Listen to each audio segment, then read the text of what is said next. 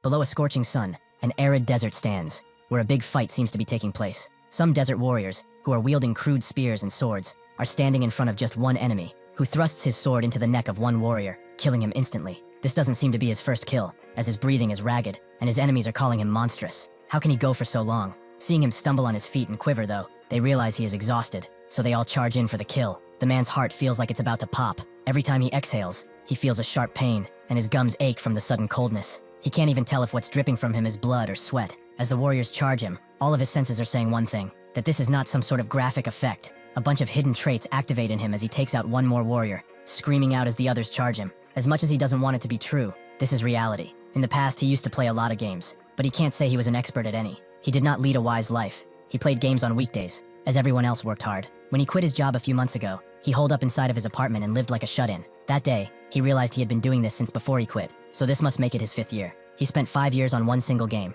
His life was legendary, in the worst way possible. The game he was playing was Pangenia. It gained brief popularity 5 years ago, as the developer promoted it with the phrase, "If one clears the game, they will be granted one dream." Players with too much time on their hands got curious and tried it, but they all ultimately failed. 5 years passed, millions tried, but none succeeded. So the player count dropped, and now if he does not log in, it shows that the number of online players is 0. Pangenia was infamous for its brutal difficulty when it launched. It had a boss that made anyone question if it was even meant to be cleared, a companion who would betray the player character without warning, and named NPCs who would hunt them down if they got a bounty. The worst part of all of this was that if the player character dies, they are permanently deleted. In other words, if the player dies, they have to start from the beginning, a truly insane premise. Because of its extreme difficulty, its brief popularity dwindled instantly. At this point, he thought that there was someone who was actively preventing players from clearing the game. He had a character loaded with 8 of the 15 known unique items, but he still failed, so 5 years of his life were wasted for nothing. However, even if his character is deleted, he is still granted 1,600,000 soul points, which are acquired when a character dies. He probably gained so much because of the unique items, as his characters up until now, who number in the hundreds, barely gave him 80,000 in total. This game has an SP system, and one is awarded SP corresponding to the value of their dead character. SP can be invested when creating a new character, and the more SP is invested, the gentler the growth curve. A character he once made by investing 10,000 into sword talent died with the title Grandmaster of Swordsmanship. The investment limit per talent is 10,000, but he just received almost 2 million, so he can pretty much invest in everything. Normally he would focus on the magic talent for a stable run. However, he clicks random, as he will never clear this anyway. This is his first and last time to properly enjoy it before he deletes it for good. Before he clicks through, a memory from the past pops up in his mind. One day, his girlfriend met up with him. She sat him down, noting that he was a good person, but she couldn't date someone with no future. She is at the age where she needs to think about marriage after all. In response, he couldn't really say anything. She continued on, noting that her friends are all dating or marrying guys working in big, well-known companies, but not him. Before she could finish, she looked at him, who was looking down in a defeated way. She couldn't bear to see him so pathetic, so she decided to leave right then, hoping that he had a nice life. But she really did not mean that. This happened 3 months ago. The girl he had been dating for 5 years broke up with him, and he didn't dare to pimp slap her. After she left, he quit his dead-end job in anger, and locked himself in his room like this. His mouse hovers over the random button, noting that this is too much patheticness, and presses the button. Because he consumed so much SP at once, thousands of messages pop out, but one stands out, as a hidden piece has been revealed. The game congratulates him, as he has satisfied the singularity, and has been invited to Pangenia. As he wonders if this game ever had a message like this, suddenly, he feels a drop in his chest, and a voice in his head, which is screaming out, "May all the worlds he created burn into ashes, as the wicked god he is." The man grips his head, trying to make sense of the voice in his head, but suddenly he falls down, and a message pops up on the screen. The being brighter than light, darker than darkness, the swirling in creation and destruction, may he find a place in the land of Pangenia. Suddenly, the man wakes up with a whip on his back, and a man telling him to get up immediately. He turns back, noting that if he dares to fall one more time, he will feed him to the Hydreigon. The man has heard of this thing before, and as he looks around, he sees people around him in chains just like he is, and more people with whips, herding them around. Finally, he sees a mighty beast in the front, with multiple heads. He begins to quiver from fear, but the slaver whips him again, telling him to get back in the formation, or he will choke him out with this damn whip. Seeing as he has no other option, under the scorching sun, the man walks with the other slaves. He knows that Hydreigon is a monster from Pangenia, and this place seems rather familiar too. Out of curiosity, he says status window, and something actually pops up, showing his stats, talent, and traits. He slowly realizes that he actually entered Pangenia. This is real. It's an actual status window. However, why are his stats 12? Stats range from 1 to 10 depending on invested SP, so how is this possible? Additionally, what are these hidden traits that he is seeing? Before he can look at his stats more, the ground suddenly begins to quake, and the slavers realize what is happening as hundreds of men appear in front of them. They realize it's the army of the Desert Queen. Those bastards broke the non-aggression pact and attacked. They have to prepare for battle. They tell the slaves to stay sharp too. If they space out, even for a little while, they will certainly die. The man has heard this name before too, but he doesn't get much time to think about it as the system warns him that a main quest has been generated. It's simply titled, Survive, and rewards will vary according to outcome, while failure means both his physical body in-game and in reality will die. He doesn't even fully comprehend this before hundreds of arrows fall from the sky, slowly killing everyone all around him. As blood spills on his body, his mind is about to spiral into fear, but at the same time, the heart of the iron-blooded monarch's hidden trait activates. It's a linked trait that only appears when every physical talent is maxed out. It prevents exhaustion, reduces the chances of being caught off guard, and allows you to grasp the situation. He realizes, even with all this death around him, that if he stays here, he will die, so he has to move to survive. He grabs a sword and makes short work of his bindings, right as one of the desert warriors charges at him. He swiftly grabs the sword he cut his bindings with, and even though he has never wielded a sword before, he charges in and actually hits his opponent, taking him by complete surprise. This is because the hidden trait, Weapon Master, has been activated, allowing him incredible prowess with any weapon. 3 more warriors charge at the man. The first, wielding a spear,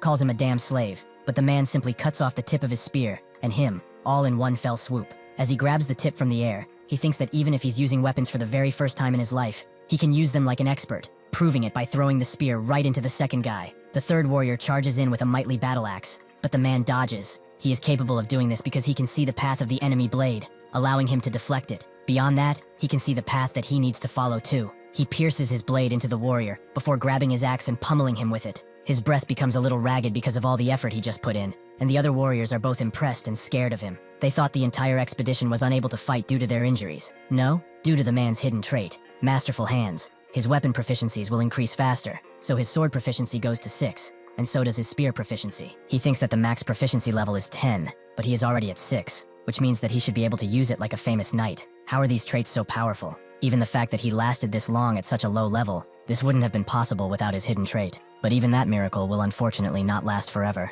There are at least 500 troops gathered in front of him, and he has to actually survive. This quest is a bunch of crap. Before all of this, the leader of the desert city of Faisalmer asked the Snake Princess if the expedition to the demon world truly failed. She confirmed as such, and the leader noted that if it becomes known that their city did not participate in this expedition, the folks of the central continent will pin the blame for this failure on them. They must stop that no matter what. So she ordered the Snake Princess to go to the Kaltzman Desert and eliminate all of the stragglers of the expedition. They must erase all evidence that may prove that Faisalmer had not sent troops, and anything that may connect them to the failure of this expedition. She promised that if she performed this task well, the curse would be lifted from her. Hearing this, the Snake Princess twitched a bit and agreed. That is why she came with so many men, and why she is so determined. A warrior comes to her, making her think that they are all done, but he announces that there is still one slave who is holding on, confusing her. Around the man, hundreds of warrior bodies lay on the scorching sand. He would be extremely tired by this point, were it not for the fact that he just leveled up, restoring his mana, health, and fatigue. As the warriors prepare to attack again, the princess tells them to get out of her way as she rides in on her beast. The man expected her to arrive sooner or later,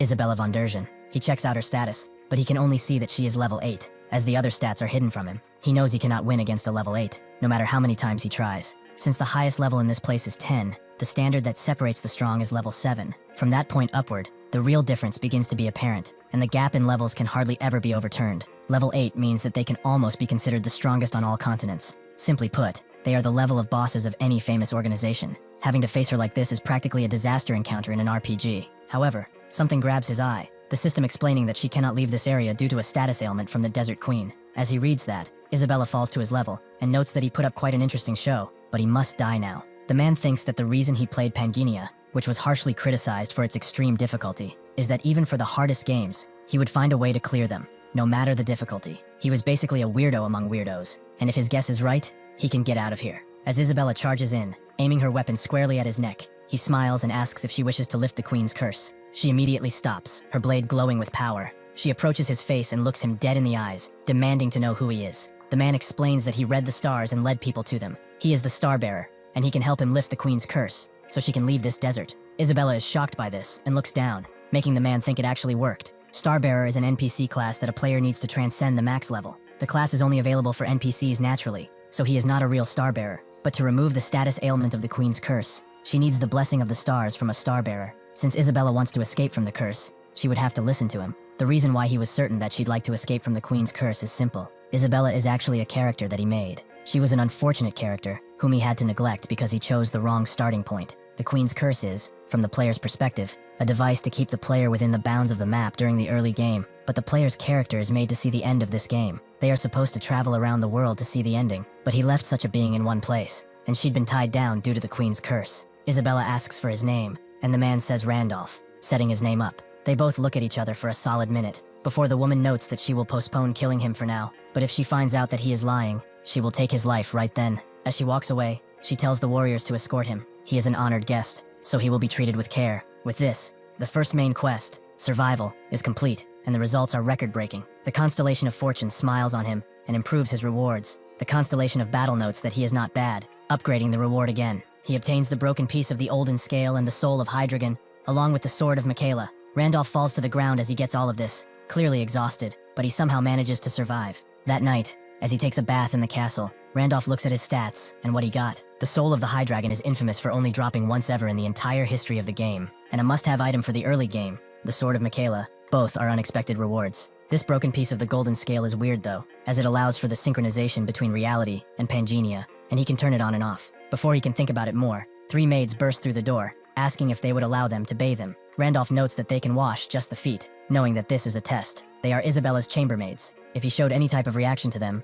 she would get suspicious of him. Because the Starbearer does not react to any sexual desire, he tries to keep calm, but curiosity gets the better of him, and he looks where he really shouldn't. He immediately opens the status window to distract himself, and it does work, as he sees something else, a percentage of the breakdown of Pangenia. As the breakdown draws near, the boundary between Pangenia and reality shatters. When the breakdown goes over 10%, the first crack will appear. As he reads this, the system also announces that the Hall of Fame has been opened. He can leave his name in the hall depending on the points he earned, and the main quest survival quest ranking has been updated, with him at the top. Because of this, he unlocks the logout feature, but the system advises him to be careful of his character, as it will be vulnerable. His face widens as he reads all of this, confusing the chambermaids, as he thinks something like this shouldn't be possible. Gracia and I Love Mint Chocolate are 2 people he played the game with. He was wondering if they quit the game because they disappeared at one point, but they were summoned to this world like him, all along. Furthermore, this logout feature is exactly what he was looking for. He can actually leave this damned game. He tells the chambermaids to go, as it's time for him to communicate with the stars. They refuse, as the princess wanted them to treat him, but Randolph tells them that if he does not communicate with the stars, he will lose his powers. They should go and ask the princess if she wants that. He sends them away, noting that he will come to the princess after. As the doors close, he is really glad that this shabby excuse actually worked. He was scared that he would get stuck in this deadly place forever, but finally, he can get out of this stupid game. As he logs out, the system tells him that if his character dies, he will die in real life too. As he wakes up, he sees that the world is exactly as he left it, except that his city is in flames, and beasts have popped up. He looks out the window to see one right below him, which lets out a loud roar as it looks at him, its mouth twisting open. He saw this beast before. It's a monster from Pangenia, but why is it here? Out of his pocket, he drops the golden piece that he got as a reward, which seems to have come back with him. Before all of this, as Randolph went back to the real world, all that he had done got transported into his body, and he woke up in his room. He thought that he'd just fallen asleep after playing the game for too long. That surely was it. This is not some web novel on the best manhwa channel known to man, right? That's when he saw a large pouch, presumably filled with coins, and that gold piece on his desk. He picked up the golden piece, wondering if this had always been in his room, but he couldn't remember owning something like this. He put the piece in his pocket and went to check on the game, but the webpage no longer existed, as if it had never there to begin with. Before he could think about what just happened, he heard screams coming from outside, and he looked out of his window, seeing all the destruction and death caused by the beasts of the game. The police were doing their best, calling in immediate backup. The damn military if they had to, as bullets did nothing. That's when he realized what happened and dropped the gold piece. He wonders if the boundary between reality and Pangenia is broken, but more importantly, what does he do? As he retreats, his hand accidentally touches the golden piece. He thinks that if monsters from the game are roaming freely in reality, then maybe the things he obtained in the game can also be used here, right? He opens the pouch, and it wasn't actually filled with coins, but with Michaela's sword and Hydreigon's soul. He picks up the soul first, wondering how he uses it. That's when he remembers what he read. More specifically, the line at the end, that it's usable in the Golden Scale Shop. There's no way for him in reality to fight these beasts, but the him from the game is different. He activates the soul, synchronizing himself with Randolph, for 24 hours. Outside, only fire and smoke can be visible on the ground. Everything is in ruins, and a mother runs with her child throughout the chaos, hoping to bring her to safety. As the child asks where her father is, a bunch of concrete falls from above and crash down on them. Fortunately, the mother had enough time to save her child, but the same can't be said about her, as she took the full brunt of the concrete. She tells her daughter to go, and suddenly, an office lady shows up too, asking if she's alright. The mother tells her to take her child and go, and seeing that she is in a critical condition, the officewoman apologizes and promises to protect her. Unfortunately, that's when the hungry beasts pop up behind her, and opens its wide jaws. As the officewoman wonders if this is how she dies, someone crashes into the beast, decapitating it within a second before slashing it apart. The office woman falls to her knees, shocked that she actually survived. But who is this man? As he looks at them, she sees another coming from behind, and she warns him about it. But an entirely different beast takes care of it, making the woman even more afraid. She cannot comprehend what the being in front of her is. A dragon with 9 heads? Randolph tells her to stay still, making the woman wonder if she is dreaming or something. The child snaps from her grasp and goes to her mother, while other bystanders arrive with help. The office woman doesn't move, instead choosing to watch as the man and his beast clean out the remaining monstrosities. This event, where monsters appear, happened in the entire world, not just Korea. They immediately went after people and destroyed human civilization. However, they were not the only thing to appear. Along with them came the warriors, who cut the monsters down and are immune to bullets. More and more people pop out like this, protecting the innocents. And so, the world was rapidly changing. A man watches as all of this unfolds and is annoyed by the idiocy of his comrades. They are wasting their fragments of the broken order scale. It's now confirmed that reality and Pangania are beginning to merge. This is Massacre, another player. He thinks that these two realms might merge into one world over time, and in the coming age of chaos, everyone is a competitor. Those who obtain more fragments and more power will become the true protagonists of this era. The ranking that's remained unchanged for 2 years has finally been updated too, and the top score is an absurd 220 points. He wonders though, is this Randolph guy actually a phantom? Phantom, also known as Ghost. Since nobody knows of his real name, everyone refers to him by these 2 nicknames. He was the first person to form an NPC expedition, called the Demon Realm Expedition, and was the only one to reach it just before the game's final clears. Even though that expedition ended in complete failure, he was undoubtedly the #1 player of Pangania. Since the strongest character he possessed would be summoned upon death, he must have been summoned in Pangania the moment the expedition failed. Appearance and equipment should be reset, but talents from the previous character should carry over, which is why he has such a high score. As Randolph goes back to the game, he thinks that monsters have appeared in reality, and so have summoned players. They have taken on the form of their characters in Pangania. The situation in front of him is becoming clearer. With his last character, he nearly reached the game's ending with the Demon Realm Expedition. However, the hired NPC mercenaries hindered his progress, and even the friendly NPC companions betrayed them. No matter what possibilities he would have taken into account, their interference was always beyond expectation. However, what if all of those interfering variables were players summoned just like him? Players who did not wish for the ending to be reached, or players who considered him their rivals. He was targeted by people back then, and that might still be the case. If the boundary between reality and the game has officially collapsed, he cannot just hide after logging out. To secure his safety in both worlds, he must grow stronger quickly. He goes to Isabella's room, who asks if he has finished speaking with the stars, and he confirms that he has. He's come to keep his promise, with a condition. As she asks what it is, she sends her maids away. Randolph wants to go to the sanctuary, making Isabella wonder if he is insane. It seems that the second main quest is to obtain a class, and the class he wants can only be obtained there, as per the quest details. A little while late, under the same moon, Isabella walks around in a dark dungeon, having easily taken care of the guard there. Randolph is pretty impressed that it only took her a few minutes. There's probably no ally more reliable than she is. A few hours earlier, when he told her that he wanted to go to the sanctuary, as there was a star there, she was confused, as she didn't expect it to be in such a place. Randolph found the 4th star by chance while raising his previous character. He's probably the only player who knows its precise location. He told Isabella that to lift her curse with the blessing of the stars, he must obtain the star. Isabella made it known that the sanctuary isn't a place anyone can just waltz in as they own it. If anyone finds out she secretly brought someone in, it's over. Randolph rushed her, noting that there is no time, and to think carefully about what she wants, as this is her last chance to leave this arid place. If he had failed to persuade her back there,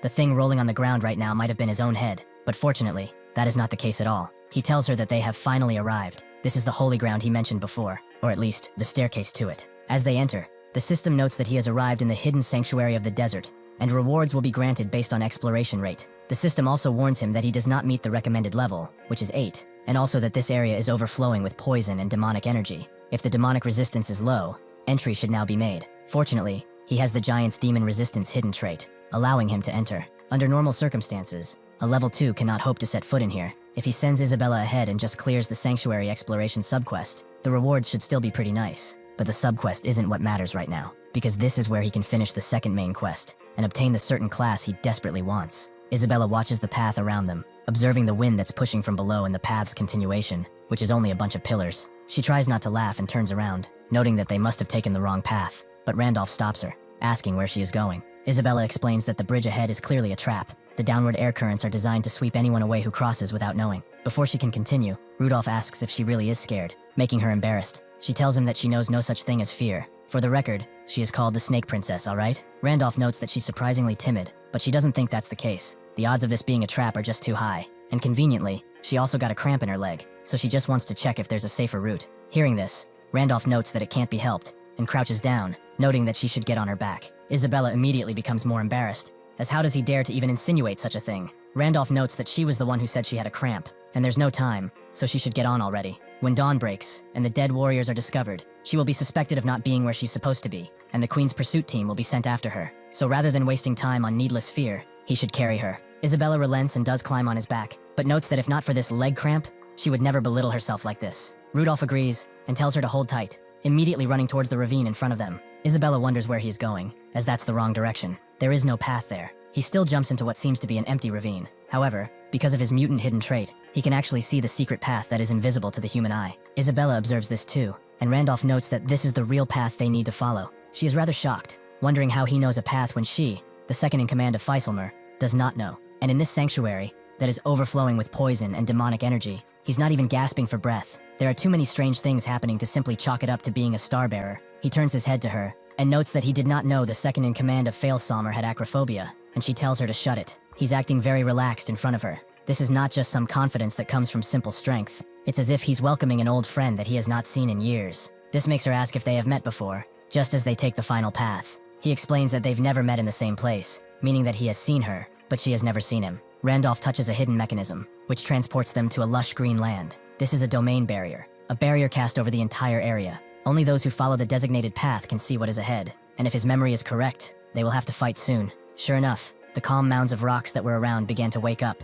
and scratch into humanoid-looking beings with a giant core in the middle of their chest. This time, the guardians are golems, and judging by the size of the rune in their chest, it's at least upper tier. At his current level, even a graze from it would mean instant death. He asks Isabella if her leg cramp is better now, and she notes that he keeps running his mouth. He should just shut it and watch. As the golems charge in, one throwing a shattering punch, Isabella just smiles, as she cuts the golem's fist into hundreds of pieces, noting that this will be over soon. She uses the stone pieces as a stairway, cutting one of the golems from the waist up as the others try to hit her. Randolph is amazed to think that she's an assassination-specialized character. Utterly ridiculous, even though she is a character he raised himself. Isabella takes care of the other golems too, cutting them up without much effort. With this done, Randolph is offered the Golem Maker class, meaning that it's recognizing her kill as his own. In Pangenia, summoner-type classes are rather rare, so the Golem Maker is actually a pretty good class, and in terms of class rank, it's a higher tier one. However, this is not the class he actually wants, so he declines. This is because the one who can give him that class is something else entirely. The once vibrant grass behind withers, and something malicious descends on them, as the ancient king, the master of this mountain that was buried by the nameless star, rages against them. This is the thing Randolph was waiting for. The greater god who guards the stars, the ancient king, Dramut. Randolph can feel an extreme pressure from him already, as expected of the mountain guardian of the sanctuary. Isabella hopes he didn't drag her here expecting her to deal with a literal mountain guardian, and Randolph tells her to relax. Despite how he looks, he's actually quite gentle. Just as he says that though, Dramut charges past him and right toward Isabella, who barely has any time to dodge, and Randolph looks at her with a little blush in his cheeks, clearly embarrassed that this was not the case. It's strange though. He remembers this oaf to be a friendly creature who helped guide the way. Isabella wonders how this thing looks any kind of friendly, and it even speaks, telling her that she must defeat it to prove her qualification, as she is the challenger. Isabella tries to tell him that's not the case, but Dramut already knows that she defeated her sentinels. As he attacks her with his tail, he explains that if she cannot prove her might, she will never leave this place. Isabella runs away and demands Randolph tell her what to do, since he's the star bearer. When he first cleared this place, he didn't have to defeat Dramut, or at least he thinks he didn't. Has something changed? That's when he realizes something. The ancient king Dramut. He is the mountain guardian who guards the star, a greater god with a gigantic body. According to his lore, he's an enchanted beast whose body grew and gained wisdom from the residual energy of the star. He cleared this place back when he was raising Wilhelm, a level 10 5-star transcendent character. When he came to the sanctuary with that character, Dramut obediently gave him the star. The reason? Because he was qualified. In short, if one is weaker than him, he attacks, but if they are stronger, he doesn't. So what does he do now? Suddenly, Isabella is pushed back roughly. Because of the sanctuary's poison, her body won't move properly. Perhaps just stepping into this place with the Starbearer's words was a mistake. Before Dramut can finish her off, Randolph tells him to stop, and he does so, his tail creating a whirlwind around Isabella. He turns his face to Randolph and demands to know how he knows his name. He smiles and explains that his master, Wilhelm, has returned. Dramut turns his full attention to the man and repeats what he just said, before letting out a very loud laugh. He is not even prepared to receive the star. He is weaker than even the Golem Sentinel. Him, of all beings? He should listen well, as Wilhelm was a powerful man, a perfect transcendent worthy of being his master,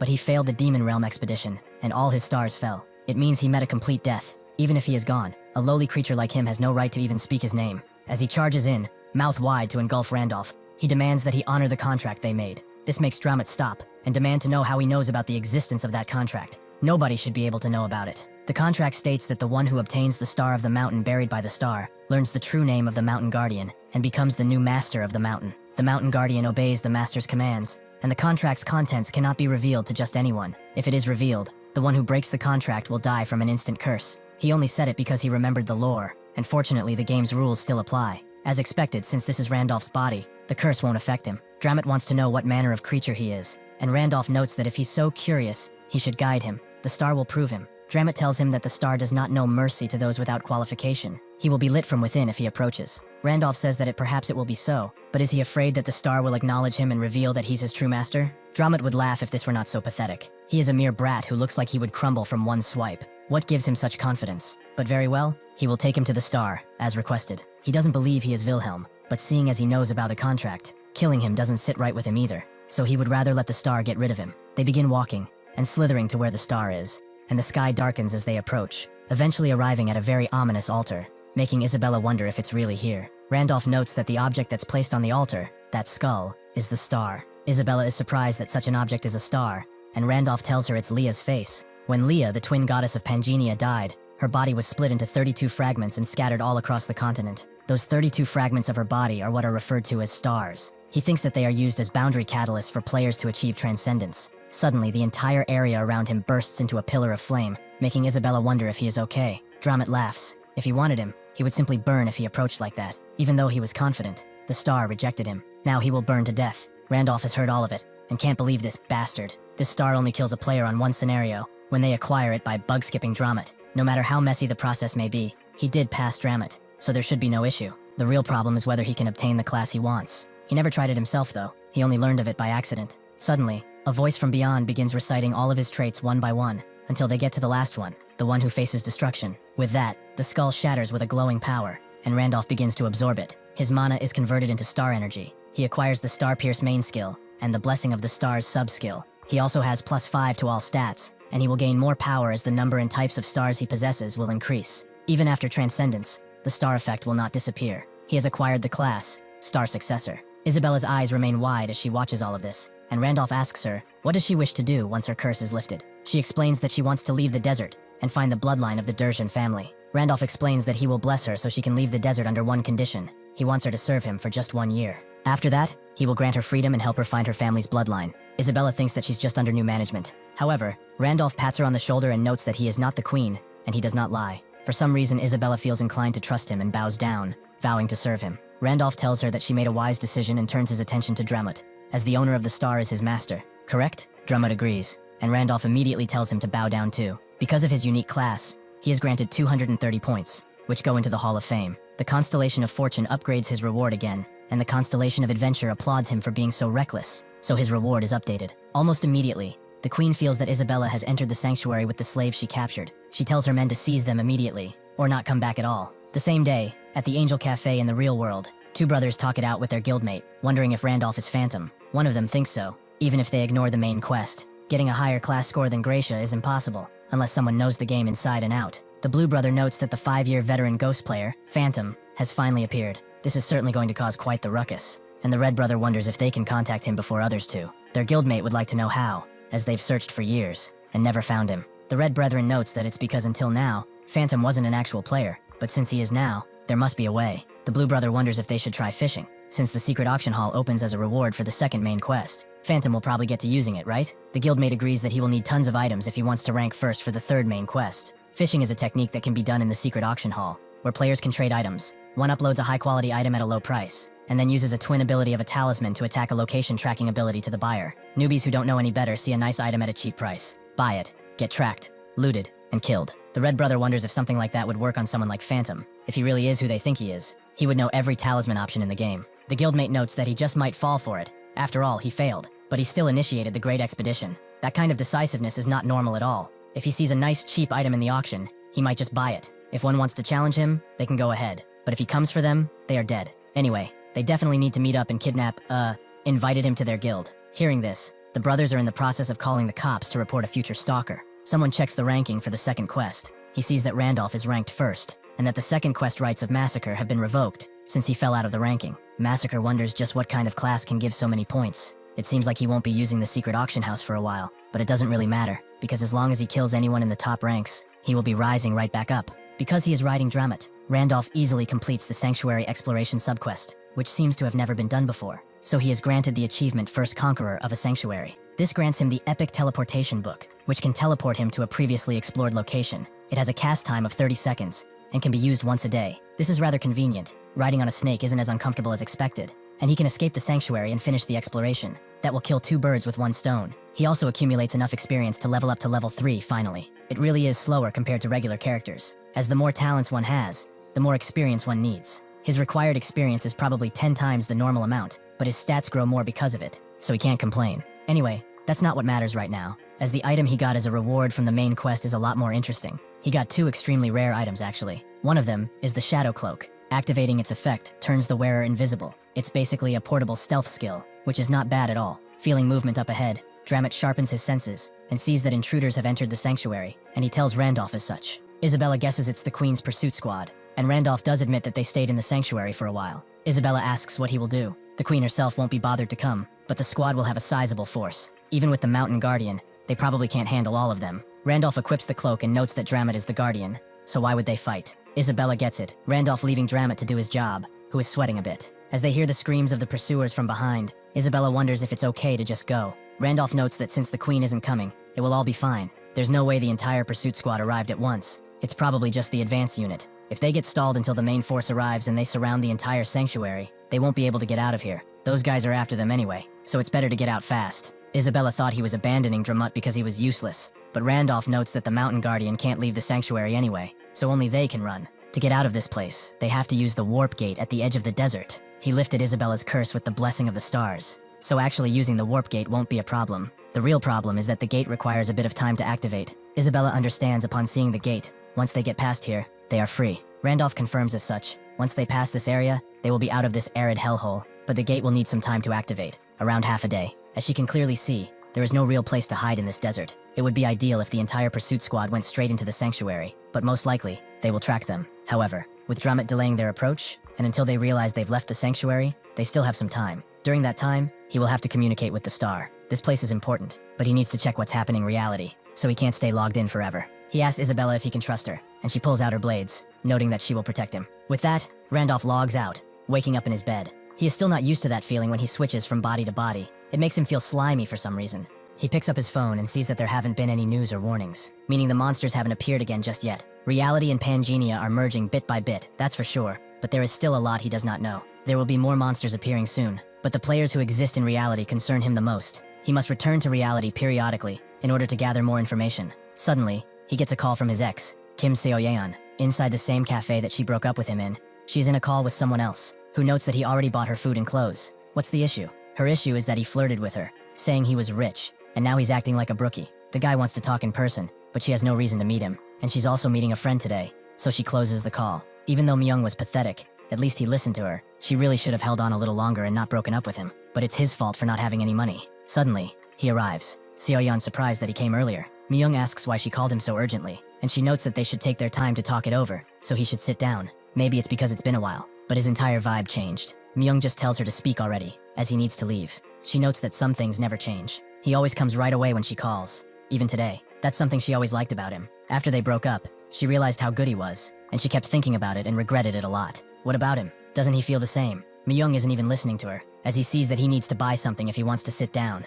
something she couldn't even do. He gets up, noting that if she's done, he's gonna go. Seo-yeon screams at him, asking if he heard that she actually missed him. Is this because of what she said when they broke up? Myung just asks one thing. Does her new boyfriend even know she's meeting with him right now? If she's going to flirt with multiple guys, she should at least delete her SNS pictures too, not just her profile photo. If she's trying to be a hoe, she should be trying harder. If this were the past, he would have panicked and not known what to say, but he is feeling strangely calm. Why is that? Perhaps Randolph's growth is affecting his real self too. Suddenly, he hears a commotion in the streets, someone harassing someone else as he wants to talk to her. The man, holding a cutter, asks why everyone stopped to look. Are they enjoying the show? The woman demands to be let go, calling him a crazy bastard. The man, having had enough of everyone looking down at him until the end, decides to take her life, but before the knife can descend on her, Myung intervenes, saving the girl. As that is more than enough, the man demands to be let go, but Myung continues gripping his hand, to the point that it's almost about to snap. Even though he hasn't used the fragment of the golden scale, he still feels like he could easily break this guy. It wasn't an illusion.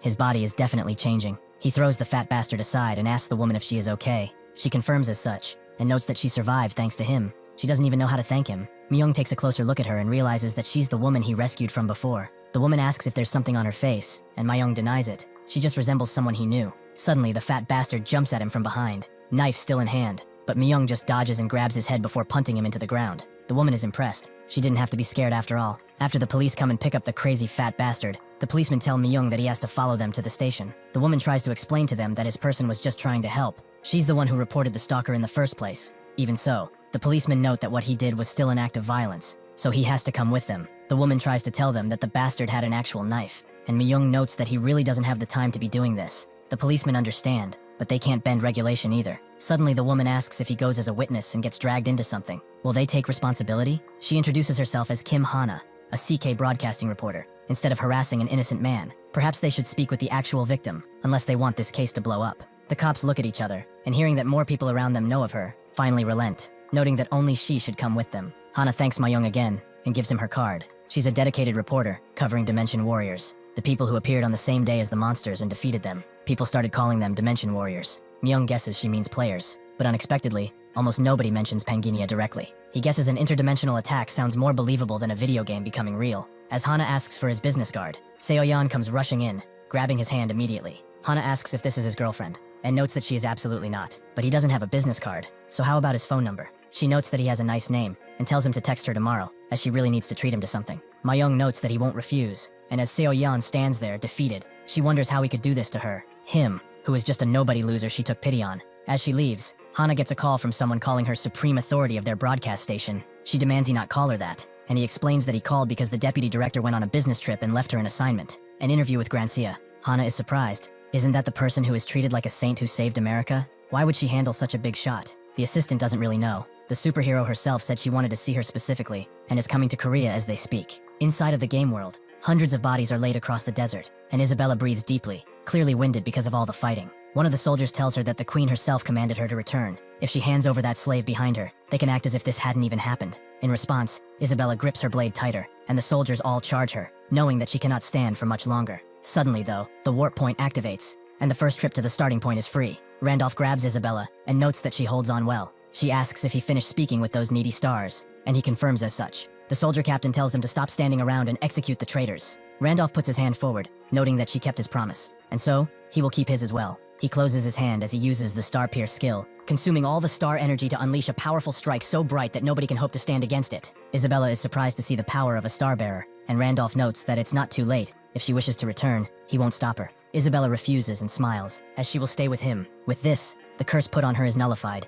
and they warp to the central continent, Arcana, the Golden City. This is a city where materialism has reached its peak. Without wealth equivalent to a high-ranking noble, the deeper districts are dangerous. Isabella notes that this is all quite extravagant, and Randolph notes that it's the Golden City after all. Everything here can be resolved with enough money, but first, they must gather some funds. Isabella tells him to not worry about gold, as she brought 300 gold coins with her. Randolph notes that this is nowhere near enough. That will do for a one night of lodging, probably. She's shocked, as in the desert, 300 gold coins could buy 10 slaves. That's 10 times the price of a cleric. Randolph laughs and notes that the prices here are much different from those in the Kaltzman Desert. However, she shouldn't worry too much, as there's money lying around all over the place. She asks what he could be talking about, and Randolph points to a casino, making her stare in awe. She shouldn't worry about their chances of winning either, as he is rather lucky, because of his blessing of gold trait. The Golden City, Arcana, is also known as the City of Pleasures. In Pangaea, every lower city operates as an independent monarchy, and here, in this City of Pleasure, there is only one law: money is king. The place where all of the city's wealth gathers is the Hudson Casino,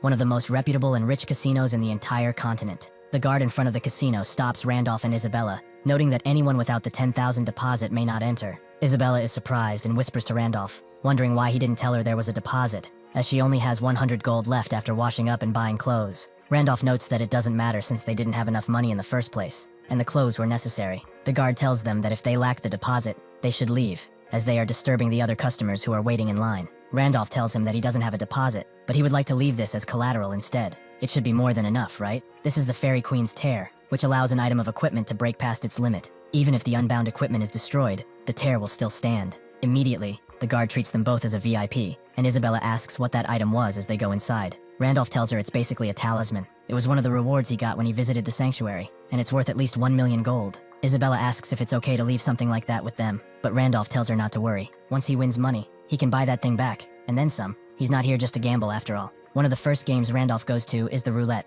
and the dealer simply cannot believe him. Who is he? Perhaps the god of gambling, who has descended to Earth. He started with only 1,000 gold, and he already surpassed 1,000,000. Randolph expected this because of the blessing of gold. When money is on the line, there is no better trait to have. Isabella notes that they are rich now, even though Randolph thinks this is his money. The dealer looks completely defeated, and explains that naturally, he will be given all of his winnings. However, he is now banned from entering the Hudson Casino. Randolph is surprised it was that fast, but the dealer explains that every customer who copies his bets keeps sweeping the chips clean. It's becoming an issue. That is why they are asking him to leave the premises. But they can do it roughly too, if that is not possible. Isabella looks at the guards who encircle her with bloodlust, but Randolph signals her to wait, and notes that he will leave only after speaking with the owner of this place. The dealer explains that this is not possible, and that he should leave quietly, but Randolph believes he is misunderstanding something. It's not him who wants a meeting, but rather his boss. The boss is using a level 8 hand of observation on the tear, confirming that it's the thing. He wonders how anyone got a hold of this. The Fairy Queen's tear is carried only by the Fairy Queen's knights, and fairies rarely leave their realm.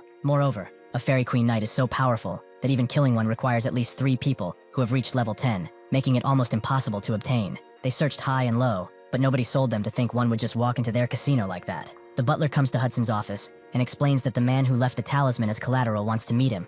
Hudson is surprised, but then smiles, telling the dealer to bring him here and some tea. After a few more minutes, Randolph is sat down in front of him, accompanied by Isabella. Hudson is surprised by the visage of the man in front of him. He does not look like a strong fighter at all. Hudson notes that he said that he would like to speak with him. Would he care to elaborate? Randolph picks up the cup of tea and says that there was no hidden meaning. He knew he would want to meet him, so he told him to pass on that message. He needs the talisman he used as a deposit after all, right? Hudson is shocked, but calms himself down, stating that he knows that he collects rare talismans. He is right. He was about to call him to negotiate a price for it anyway. Randolph takes a sip and explains that as long as the price is right, he has no reason to refuse. Hudson is glad that he is so forward and gives out the price of 2,000,000 gold. He considers this a rather generous offer. Isabella is surprised by this offer, but Randolph just puts his cup down and demands 20,000,000 gold. Hudson notes that 20,000,000 is enough to buy a mansion in the center of Arcana, no matter how rare. A talisman is only used for reforging weapons. Does he truly believe it's worth that much? Randolph says that he would never pay that, but he expects him to. Hudson explains that even he cannot pay that amount for just a hobby item.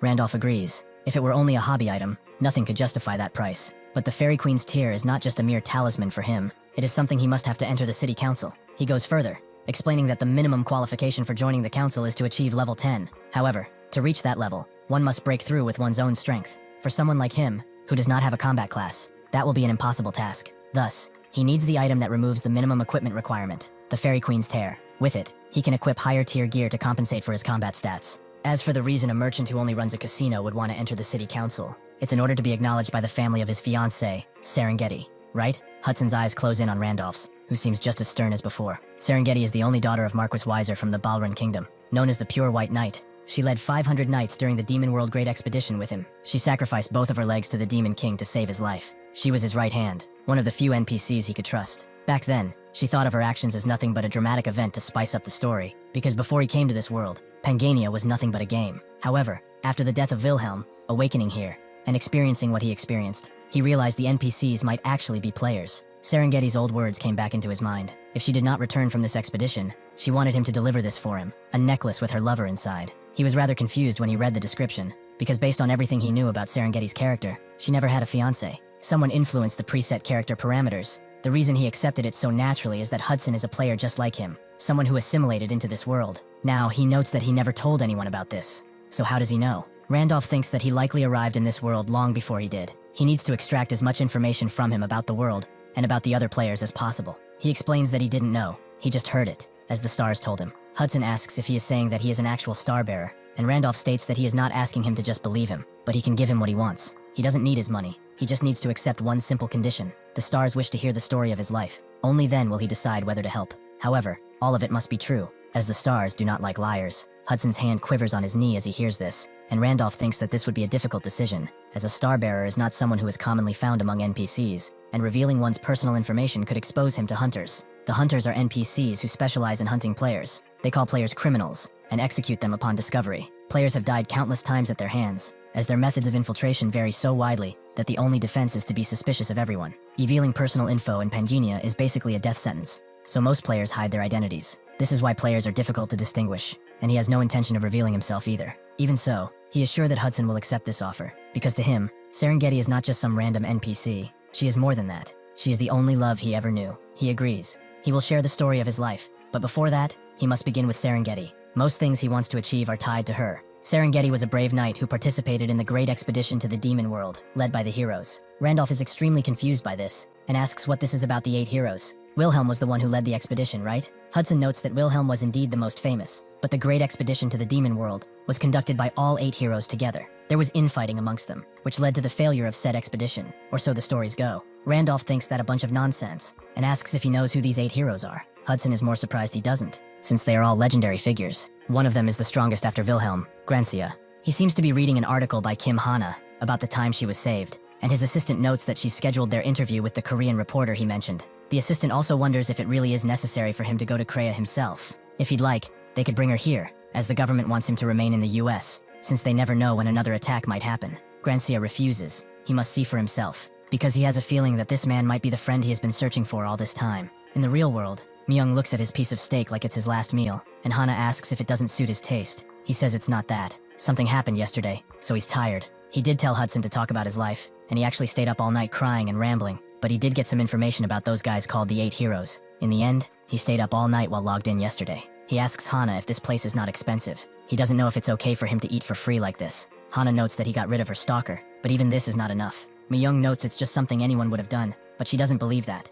It's someone only as brave as he could be. She peeks over him, as that woman in the back. Isn't she the person who was with him back then? She keeps glancing over toward their direction. Myung thinks she's trying to make this a coincidence. And the guy she's with looks like the man who was on her social media, the one he mentioned before. Was his name Young Jinwoo or something? Hana notes that if it's making him uncomfortable, they can move to another table, but Myung says it's fine. She doesn't have to worry about her, as they don't have that kind of relationship. Just as he's about to continue eating, Jinwoo comes around and asks if he really followed Seoyeon all the way here. Not only did he keep pestering her after they broke up, but now he's resorted to stalking her? Myung turns to him and asks if he's actually serious, and he seems to be. He heard that the last time he clung to Seoyeon, crying and begging, and dragged her out of the cafe. Myung doesn't think it went exactly like that, but as he looks at Seoyeon's smug look, he understands that Jinwoo trusted the words of a woman, a rookie mistake. He tells Myung that if he follows her one more time, he will actually kill him, as the useless piece of trash he is. Hana slams the table, noting that the more she listens to this drivel, the more ridiculous it gets. Why is he just saying whatever the hell he wants? Jinwoo wonders who this woman is. Some rent-a-girlfriend or something?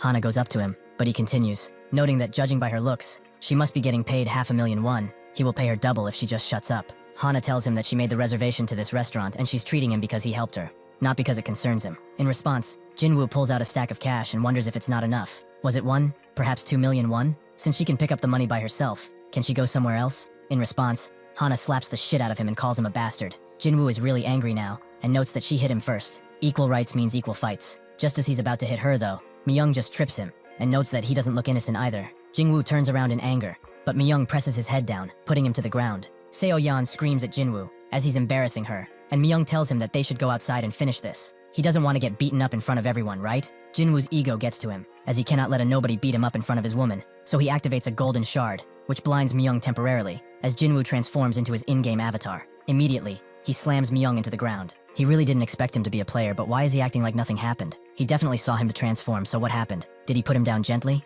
The hidden trait, Great Sage, activates, and Jinwoo notes that he let his guard down for 1 second, and he thought he was something. Myung can see that he's level 4 and a spearman. Panginia's level system ranges from 1 to 10. Each section has a gap in the experience required to level up. Also, the additional experience required depends on how many talents a player has. Therefore, one's character becomes stronger the more talents they own, but leveling will be slower. Naturally, Jinwoo belongs to the group with far fewer talents. Even so, the reason Jinwoo's level is low is quite simple. He has never fought, not even once. Jinwoo was a beginner gamer, and had been running away non-stop from the first day he was synchronized with Panginia until now. After a few strokes of luck, he survived the main quest, and then, with another stroke of luck, he obtained what was considered a high-tier class. As a reward for placing in the top ranks, he was able to log out and never return to Panginia again. Ming can tell without even seeing it, that not everyone would have started like him with the traits. It wouldn't have been easy to adapt, so he can't blame him for running, although he's still a weakling. Seoyeon clutches his hand tightly, and notes that they should go, as people are staring. Before they leave though, Jinwoo tells him to consider himself lucky that he is alive thanks to this woman, but if he ever clings to her again, he will feel his full wrath. Myung can't believe how stupid he is. He's showing random people that he's a player,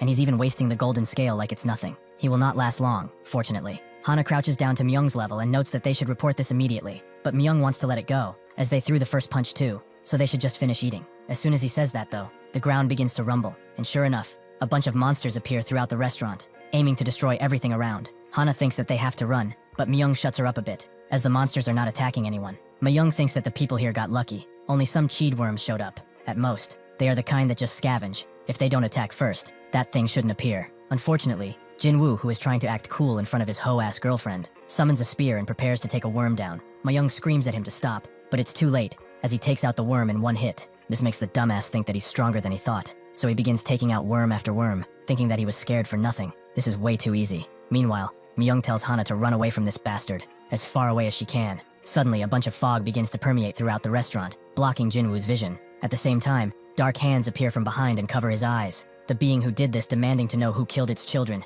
This is the Cheed Mamba, an elite monster with a recommended size of 20 level 6 people.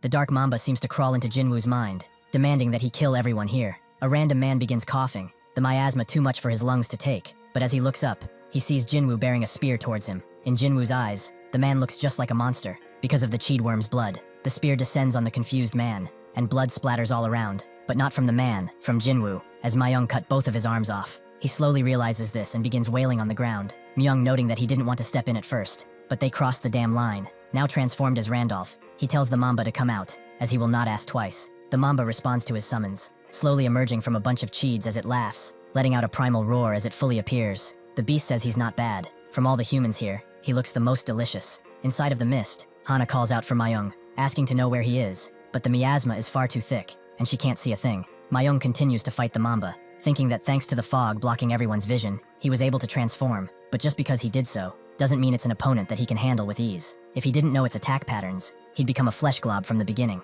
The Mamba finds him strange. His physical abilities are clearly not that outstanding, so how is he dodging all of its attacks? He is moving like he knows where it will attack. Myung rushes in, blade at the ready, but the Mamba finds his struggle useless and not worth even attempting. Myung jumps high in the air as a bunch of cheeds pop up, knowing that he has to dodge the next pattern, which is the blood splatter. He grabs a nearby table and shields himself, because if that touches him, he will be inflicted with a status ailment. After the attack is finished, the table is broken by a tentacle, which he barely has enough time to dodge. As he huffs from exhaustion, the Mamba admits that he didn't think he would dodge that. He has an astonishing evasion ability. However, at the end of the day, if his attacks cannot reach him, what is his dodging going to do? Myung tells him to not to worry about it, as he will be driving this through the middle of his forehead soon. He equips Hermes' shoes, the Fairy Queen's tear allowing him to actually wear them without much stat difference. He also equips Michaela's armor and Michaela's helmet, almost a full set of armor, at almost full stats. He thinks it's a good thing he bought this in advance at the secret auction, and apologizes to Hudson. He was going to avoid using the Fairy Queen's tear unless he absolutely had to, and that time is now.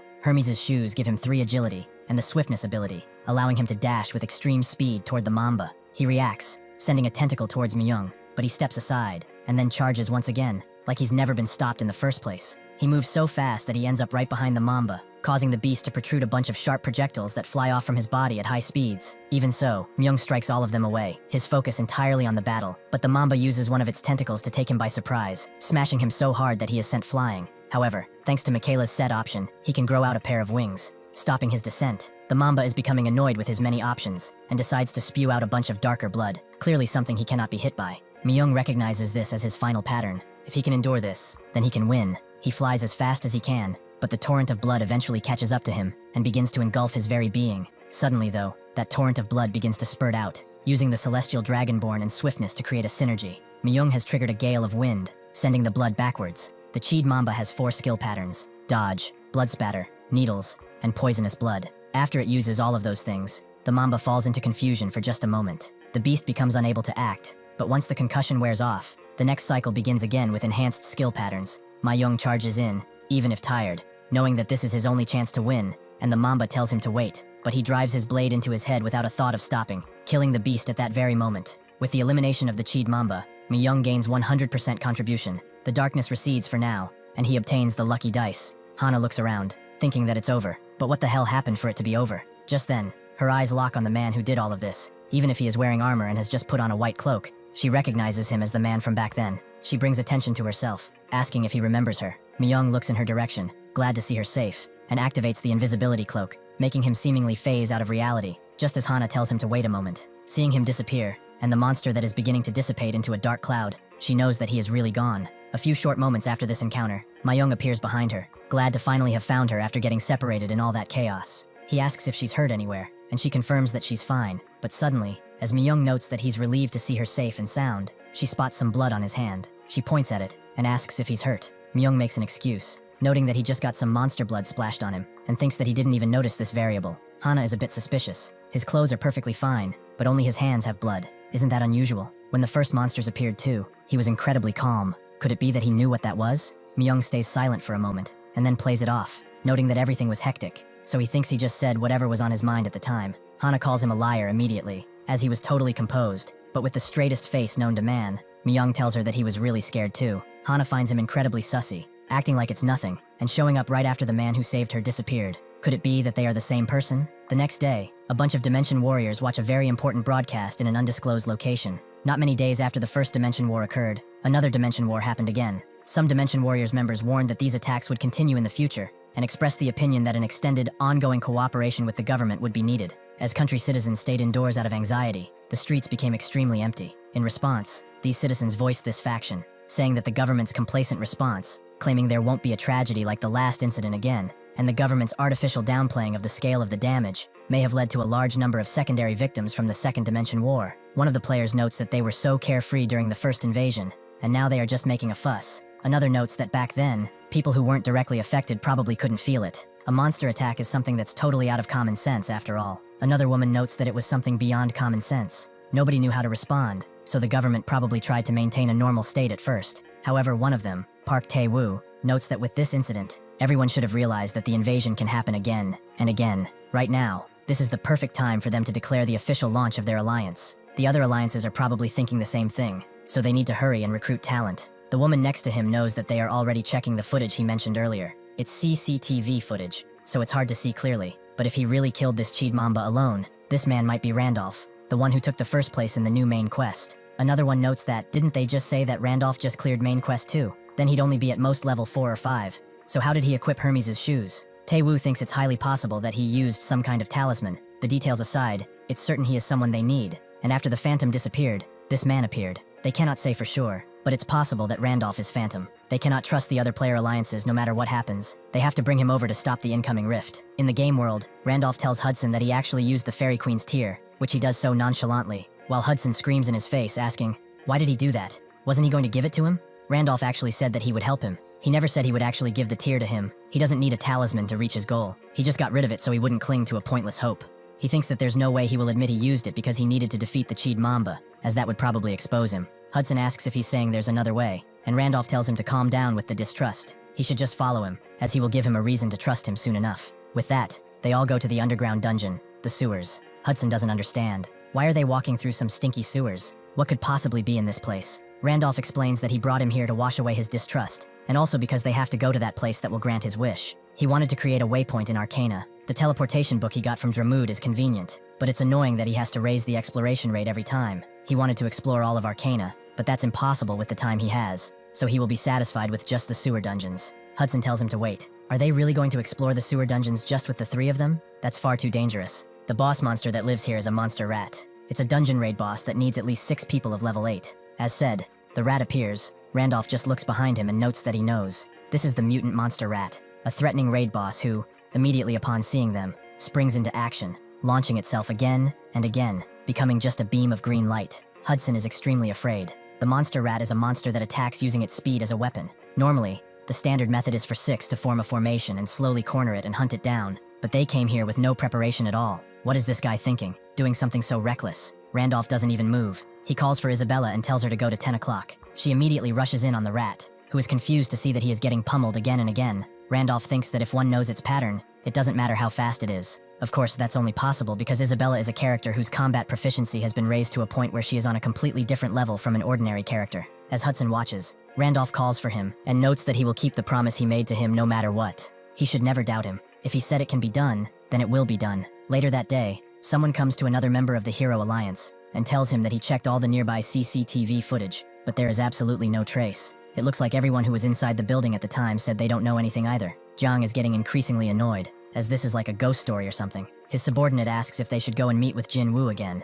but he denies it as such. He looked like he'd completely lost it. He went insane from the shock of having both of his arms cut off, so going back again would just be a waste of time for both of them. The subordinate wonders about Kim Hana then. Didn't it seem like she knew something? Jiang asks if they should just go and storm the broadcasting station she works at, but that's not what the subordinate meant. Wouldn't it be better to just wait for her outside? Jang tells him that he does not want to mess with her, as it will turn into a huge headache. The subordinate wonders if she has some backing or something, so Jang tells him that Gracia is protecting Kim Hana, and because of that, all the players in Korea are in an uproar. He even heard that the person is doing a direct one-on-one interview with Kim Hana. Sure enough, they eventually meet Gracia, introducing themselves, Hana noting that's an honor to finally meet him. The subordinate wonders if he fell for her at first sight or something, but Jang doesn't know. Anyway, they shouldn't go poking around the beehive for no reason. He thinks that, with a phantom gun, Gracia is now the undisputed strongest player yet. That kind of monster came all the way to Korea just to interview with an ordinary reporter. Honestly, he is very curious too. But if Gracia is involved, the right move is to stay as far away as possible. If they even rub him the wrong way, the alliance itself could just get crushed. Somewhere else, Massacre is dealing with some players, with one of them who is still alive, asking what the hell he thinks he's doing. Player PK is supposed to be forbidden in the real world. Massacre asks who decided that, and the player notes that Gracia said that to prepare for the invasion. PK between players is forbidden in the real world. If Gracia finds out, he is done for. Massacre grabs his head roughly and tells him to ask his savior to save him right now. But wait, he can't. After he deals with him, the rankings have been updated. He has been registered in the top rankers for obtaining a class, so now he has the right to the secret auction house once again. As he undresses from his battle clothes, he thinks that Randolph is definitely that phantom bastard. If it isn't, then there's no way to explain the score he's built up. If it is him, he will challenge the main quest immediately without hesitation. If he waits in that place, he will meet him soon enough, and then he will kill him with his own two hands. In the game world, Randolph rides through the desert with the High Dragon, which looks quite different from before. Randolph thinks that he got lucky. His original goal was just to register a waypoint in the sewers dungeon, but from that fast rat, he got its core, which could be used to strengthen beast-type souls. With that, he used it to evolve the High Dragon. He asks Hudson, who is riding with them, if he took care of things at the casino properly, and he confirms as such. As instructed, everything has been done. It's true the casino is ashamed to give up, but it cannot be helped if they have to be away for such a long time. If it's for marrying Serengeti, it's not even worth worrying about. Besides, there's no way people here would leave the casino alone if he's not there. He's decided to trust and follow him. Hudson also thinks that, while the woman named Isabella hunted the monster, let alone is impressive, the way she acts as if she can see through everything is no doubt thanks to Randolph. He is an extraordinary man. If he misses this chance, he doesn't know when he'll ever get an opportunity like this again. Randolph is glad he saw reason with this. He won't have to worry about money anymore. He thinks that he made a good decision. Now he can focus solely on reaching level 10 and walking the path of the Starbearer. Hudson also wonders where they are headed now, as he doesn't recall ever telling him. Randolph notes that they are going to the masterpiece that will grant his request, and the place where the main quest 3 begins. They are going to the Tower of Spirits. They make their way to that place, but it just seems like a random forest, which Hudson does note as such. Randolph tells him it's not an ordinary forest though. This is the entrance to the Tower of Spirits, the vast rock forest where the spirit tree grows. He thinks that a spirit tree is a tree where spirits are born. A tree where spirits are born temporarily has the power to open a path to the spirit realm, and entering that path at dusk is the only way one can head towards the Tower of Spirits. However, the tree in front of him has already been dead for a long time. Not just this tree, but the entire forest is dying. It's been quite a long time since a new spirit was born in this forest. It is not a good method that he's about to do, but they have no choice. Hudson asks what he is trying to do, and Randolph suddenly charges in, cutting that tree in half. It fell to the ground roughly. Hudson wonders if it's really okay to cut something down like that, as that tree should be sacred or something. But as he says that, a strike as fast as lightning is thrown towards him, threatening to take his life. Though Isabella covers for him, although it causes her hand to bleed quite a bit. The man who shot this blast did not expect her to actually block it. For a human woman, she is quite something. This is the High Dryad, the master of Bass Rock Forest, a level 9 character. The Dryad notes that he thought they were just wandering travelers who had gotten lost, so he was going to show them mercy and let them pass through, but they dare to cut down the spirit tree. It seems that humanity has lost its fear of things outside of its comprehension, huh? They are surrounded by forest guardian dryads, which are all level 7. Isabella looks at them and thinks that there are at least 50. If that many rush them all at once, they have no choice. In the worst case scenario, she has to make sure the Starbearer escapes. Randolph calmly walks toward them and notes that they shouldn't take their anger out on the wrong person, when he was the one who cut the tree down. If he hadn't done this, he wouldn't have shown himself until the very end, right? The High Dryad thinks that he is insane, but Randolph tells him to calm down, as he wants to talk with him. The High Dryad refuses and prepares to throw another arrow in his direction, but Randolph asks if he is just going to stand by as the forest dies, making his hand quiver. Randolph explains that he will bring this dying forest back to life. He doesn't see a single spirit in this forest that could breathe new life into it. If no new spirit is born like this, he should know better than anyone that the entire forest will die soon enough. If he opens the gate to the Tower of Spirits, then he will give this forest a spirit. The High Dryad calls this a bluff. Even if they open the gate, the Tower of Spirits is a place only the chosen can enter.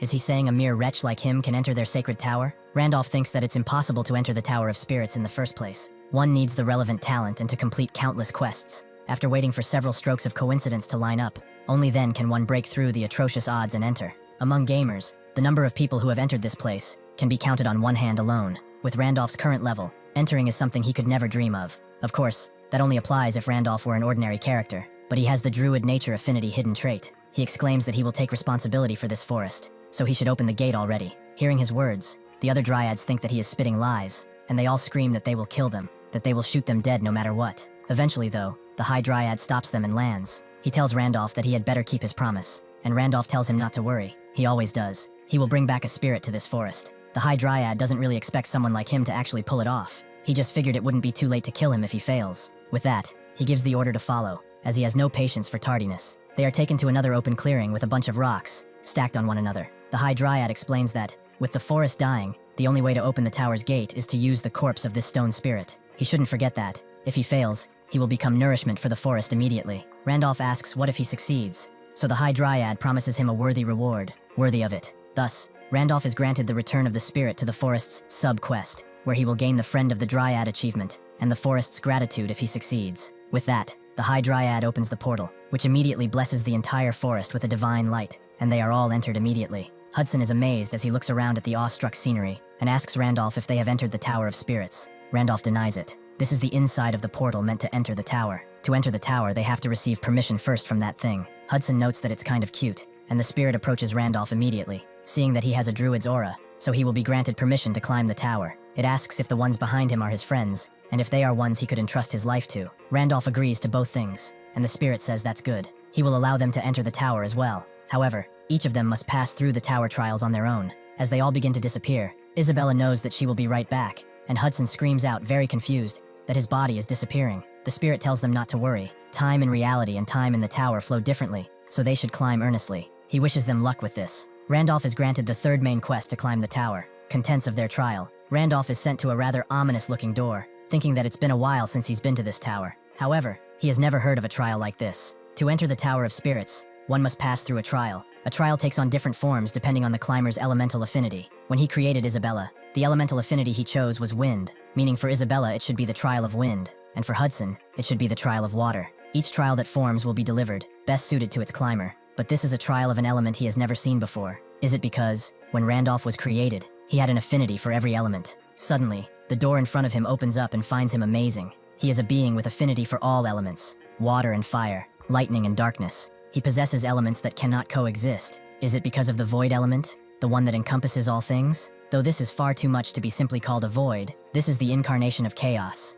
He should come in the trial he must pass through, which is called, appropriately, the trial of chaos. He has opened a trial that has never been opened before, so he should be careful, as if chaos devours him, he will never be able to return from this place. Randolph goes inside, and thinks about the trial of chaos. For the past 5 years, he's played Pangenia without missing a single day. It wouldn't be an exaggeration to say he is the gamer who's played this game the longest, and knows more about it than anyone else. Yet Pangenia still has endless things he doesn't know about. It's a game with insane difficulty that's impossible to clear, yet always ignites an overwhelming urge to challenge it. It even has these unknown regions, places where there is nothing but mystery. This is why he can't help but fall in love with this game all over again. That door said the trial of chaos has been opened for the first time, so it means that he will be the first to clear this place too. As he draws his sword, the figure that stands in front of him looks behind, and he sees that it's actually Wilhelm. Why is the character he raised showing up in a trial? Before he can wonder more, Wilhelm charges in with a mighty blast, immediately going for his neck, giving Randolph barely any time to dodge. If he puts aside why Windhelm has appeared as the trial, why is he really supposed to fight the guy who used to be rank 1 and win?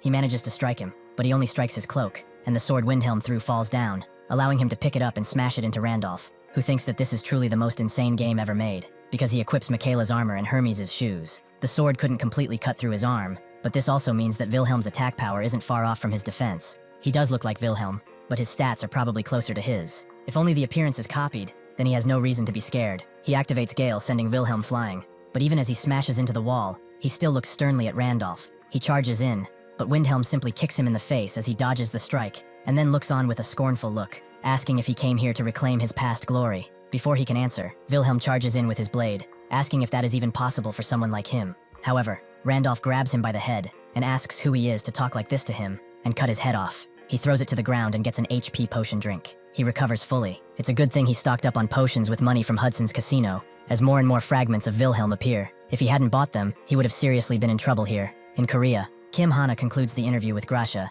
noting that it must have been tiring coming all of this way, so they shouldn't linger. He says it wasn't a problem. Now that the interview is over, he has an off-the-record personal question for her. It's a rather simple question that Man mentioned in the article she wrote before. He wants to know everything about that man, without missing a single detail about it. Randolph continues fighting the fake Wilhelms, creating a valley of death around him, but he is getting extremely tired. He doesn't even know how much time has passed. He fought at least 100 of them. He is getting pretty worn out. The one saving grace is that they are not being summoned anymore, and since he can't see any path upward, this is probably the top floor. This was his last potion too, so it would be nice if a clear message appeared right about now. Suddenly though, the Wilhelms begin to dissipate into a dark mist, and they are transformed into malevolent spirits. They ask if they wonder why chaos didn't work on him. He is a human, right? Not even a druid. They like him to think he'd make it all the way here. Randolph recognizes them as spirits of chaos. They've shown themselves. Does that mean he has cleared the tower? Upon hearing this, the spirits laughed maniacally. They find his question ridiculous. He thought someone like him could ever clear this tower. The trial hasn't even begun. Gone beyond that barrier is where it truly starts. He is already in tatters just from getting this far. He really thinks he can clear something like this. That thing was never meant to be a trial. Beyond it, hundreds or thousands of chaos illusions he's been fighting are waiting for him to take his life. He should give up now. They will never clear this tower. Suddenly though, they see Randolph walking forward, and they freak out, demanding to know where he is going. Does he truly want to die? If he gives up here, he will make a special offer and form a contract with him. No, they will give him power, the location of a unique piece of equipment, or perhaps even a high-tier skill of a chaos type. Randolph does not listen to them. The Tower of Spirits sets a clear reward depending on which trial one enters. Clear the trial of fire, and one receives the fire spirit egg. Clear the trial of wind, and one receives the wind spirit egg. By hatching the egg, one can form a contract with a spirit of that attribute. The trial he entered was the trial of chaos, the first one ever opened in Pangenia. He thought the clear reward would be a chaos spirit egg. It only seemed natural. Spirit eggs are rare to begin with, and this would be the first one ever obtained. So a chaos spirit egg should be a top-tier reward. However, before he even cleared the tower, these spirits are already desperately clinging to make a contract with him. If that is the case, then beyond this door in front of him, there should be a reward even better than a chaos spirit egg. The spirits continue shouting at him, berating him, calling him a fool for not accepting. Randolph notes that they clearly said there were tons of figments on the other side, and the spirits agree. Does he truly plan to fight thousands of those illusions all at once? Randolph guesses it will definitely be hard, especially since he's used up all of his potions fighting the ones in here. However, thanks to that, he's also memorized their patterns to the point that it became rather dull. Now he does not need potions or any kind of power-up. He'll just repeat the patterns he's learned already. If doing only that will let him clear it, there is no reason to refuse. The spirits fall silent for a bit, completely stunned, but then they all smile, not expecting him to challenge it for such a selfish reason. He is an idiot they can actually admire. With that, the light consumes Randolph as he enters the gate, but he is brought back to the lobby of the tower. With this, he has finished the third main quest, and the results are now being calculated. The spirit guide appears behind him, noting that he really did succeed in clearing, so congratulations are in order. It seems his companions are also still alive. Randolph understands that all the talk about the real trial beginning was a lie. The spirits confirm as such. If he had chosen to contract with the spirits of chaos, he would have been trapped there for the rest of his life. Randolph hilts his blade, and notes that those bastards are really good at lying, huh? The spirit guide notes that they are like that to begin with, although he must have received a hint when he crossed the trial. Either way, he should collect his clear reward, and hold out his hand. For clearing the Tower of Chaos, he gains an egg. Randolph thinks that if it's nothing hidden, then the reward is likely just a Chaos Spirit Egg. It's a little disappointing, but it's not a bad reward. The system glitches, and the Chaos Spirit Egg suddenly transforms, gaining the Heavenly title, and becoming glitchier and glitchier, until it's revealed that he has obtained the Heavenly Spirit Egg, an object of seemingly immense power. Randolph has never seen something like this before, and even the system can't categorize it. It's an unknown egg that fell from the heavenly realm, said to lie at the end of light, darkness, and chaos. Only Celestials can see and hatch this egg. Randolph thinks that by Celestials, it's referring to the heavenly race that lives in the heavenly realm, and the fact that he found this egg is proof that he is one. But no way. Is this connected to his heavenly trait? Maybe heavenly isn't just a name overlap, and this could be a trait related to the Celestials. He asks the spirit guide if he knows anything about it, but beyond the fact that it is clearly not an ordinary egg, no.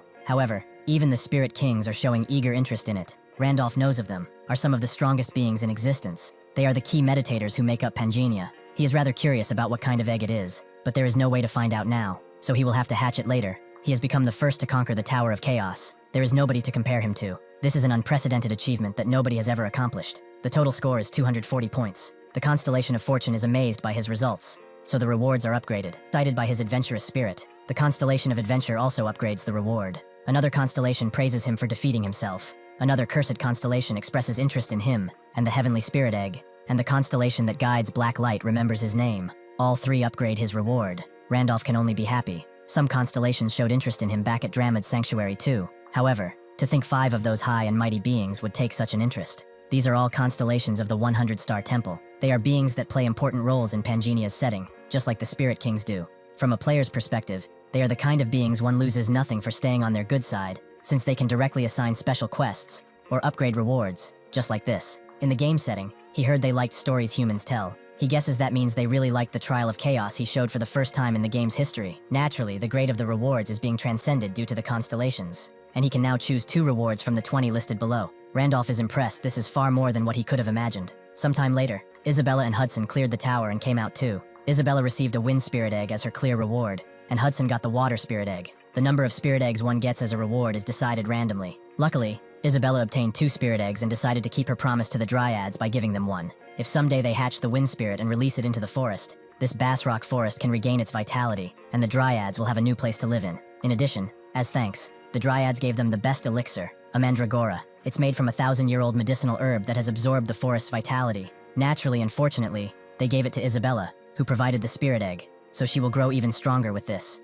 He has also completed the Return to the Spirit Forest subquest. He gains the title Dryad's Friend, and a waypoint has been created in the teleport book for this forest. Additionally, in the Hall of Fame for the 3rd main quest, he is ranked 1st, so he has obtained the Guardian Wall privilege. As they ride away, Randolph looks at the Guardian Wall, which is a level 11 trait. It protects the locked-out body from danger and even warns him. Protection strength varies depending on the level of Guardian Wall for 30 seconds. A level 11 Guardian Wall nullifies attacks of 1 star or below. Randolph understands that when he logs into Pangenia, it protects himself from reality. When he returns to reality, it protects him from the game. Now, there are 72 hours left on the broken golden scale fragment. Thinking about the future, the more remaining time he has, the better. Hudson, who remained silent up until now, thanks him as he never expected to obtain a spirit egg. He wants to hatch it as soon as possible, as the spirit should be able to solve his problem. Randolph agrees. The path from 9 to 10 is hard alone, but if he borrows the power of a spirit, it should be quite possible. Additionally, since he needs to stop by somewhere before going back, would he like to come along? Hudson agrees. After receiving such a great favor from him,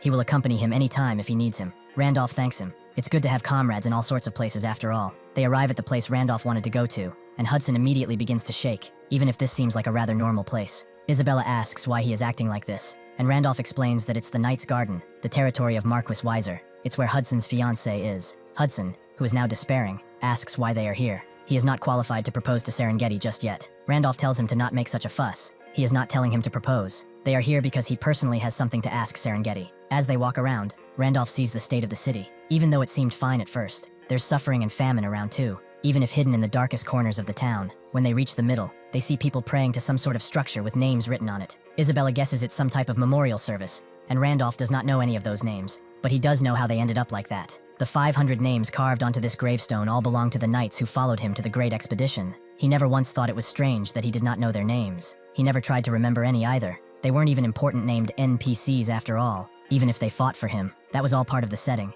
They were just part of a game, but now that has changed. One woman slams the ground below her, demanding that he give her son back, and she continues screaming and screaming. Randolph simply goes up to her, and as she continues screaming, she seems to have a stroke, so he gently grabs her and puts her down. He calls for Isabella, and notes that they should go to the relief station. This is the Goddess Church relief station, where there are a lot of patients, and they are getting more crowded by the day. Hudson looks around and notes that, beyond just the number of patients, there is also a severe lack of people working here to handle them. If this is the Knight's Garden, which should be one of the top 3 cities in the Barlin Kingdom, how can they have such short staffing for a relief station? Suddenly, one of the monks there comes around and knows that they must be the ones who brought Sister May in after she fainted, right? They could have just passed her by, but they truly have good hearts. As he continues smiling, he closes in on Hudson and explains that, to operate the relief station, they collect donations from saintly brothers who visit. If they could donate just 50 gold, it would be a huge help. Hudson knows what this means. They are charging money for treatment, but how? Randolph is confused too. The city's coffers should fund a relief station run by the Goddess Church. Was it not forbidden to take personal donations? 50 gold. Even though hundreds of gold move around in the day in Arcana,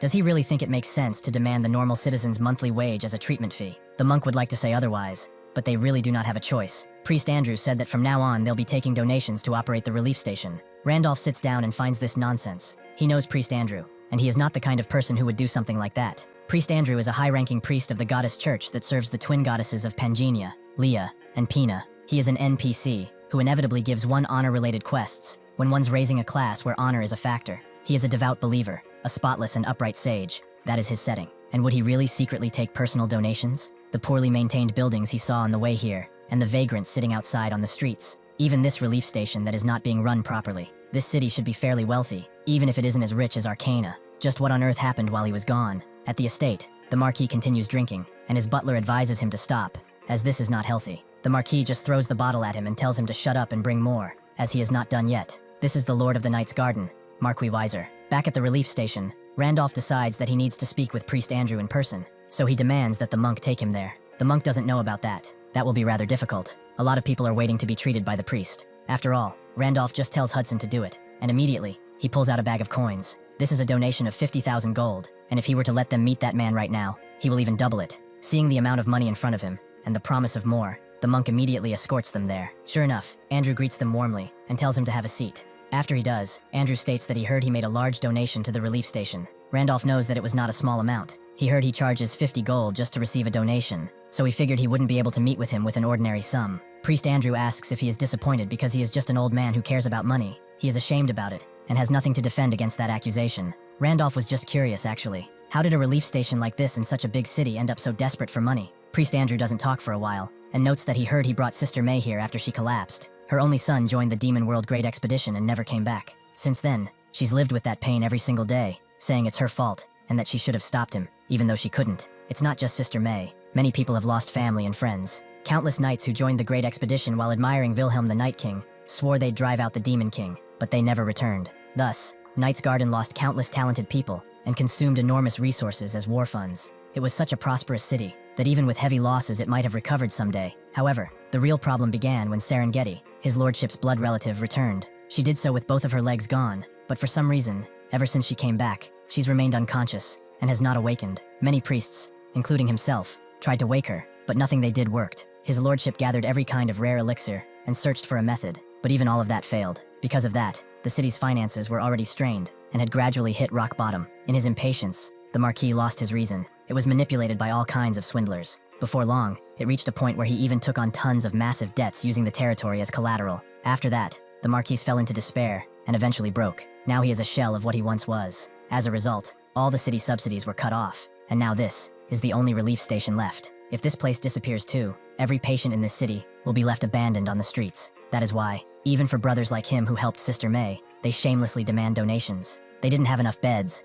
supplies, or manpower to care for the patients right away. Randolph guessed the gist of things. Is Serengeti unconscious due to the mental shock, or is it a physical problem? Andrew notes that if it was something as simple as that, they would have been able to treat it long ago. It seems she's in a cursed state, but it was beyond their ability to do. Randolph thinks about the curse in that case. Like with Isabella, it might be possible to break it with the blessing of the stars. Randolph should be going. He has business with the Marquis after all. Andrew tells him to wait a bit, since his lordship became a shell of his former self, and does not readily receive guests as before. He can't exactly call it repayment for his donation, but if he gives him a few days, he will arrange a meeting. Randolph does not have time for that, and he should not worry about the donation. He already got his money's worth. Suddenly, a guard rushes in and tells Priest Andrew that his lordship said to bring in the guest, who donated that amount of money immediately. Randolph tells Andrew that this is what he was talking about, so he will be going. Before he does though, Andrew stops him one last time, thanking him for helping, even though he does not know the reason. Andrew states it wasn't even about a donation, it was about helping Sister May. Randolph just smiles and notes that it's good to see him again. Randolph is confused, as they have never met before, but he lets it go.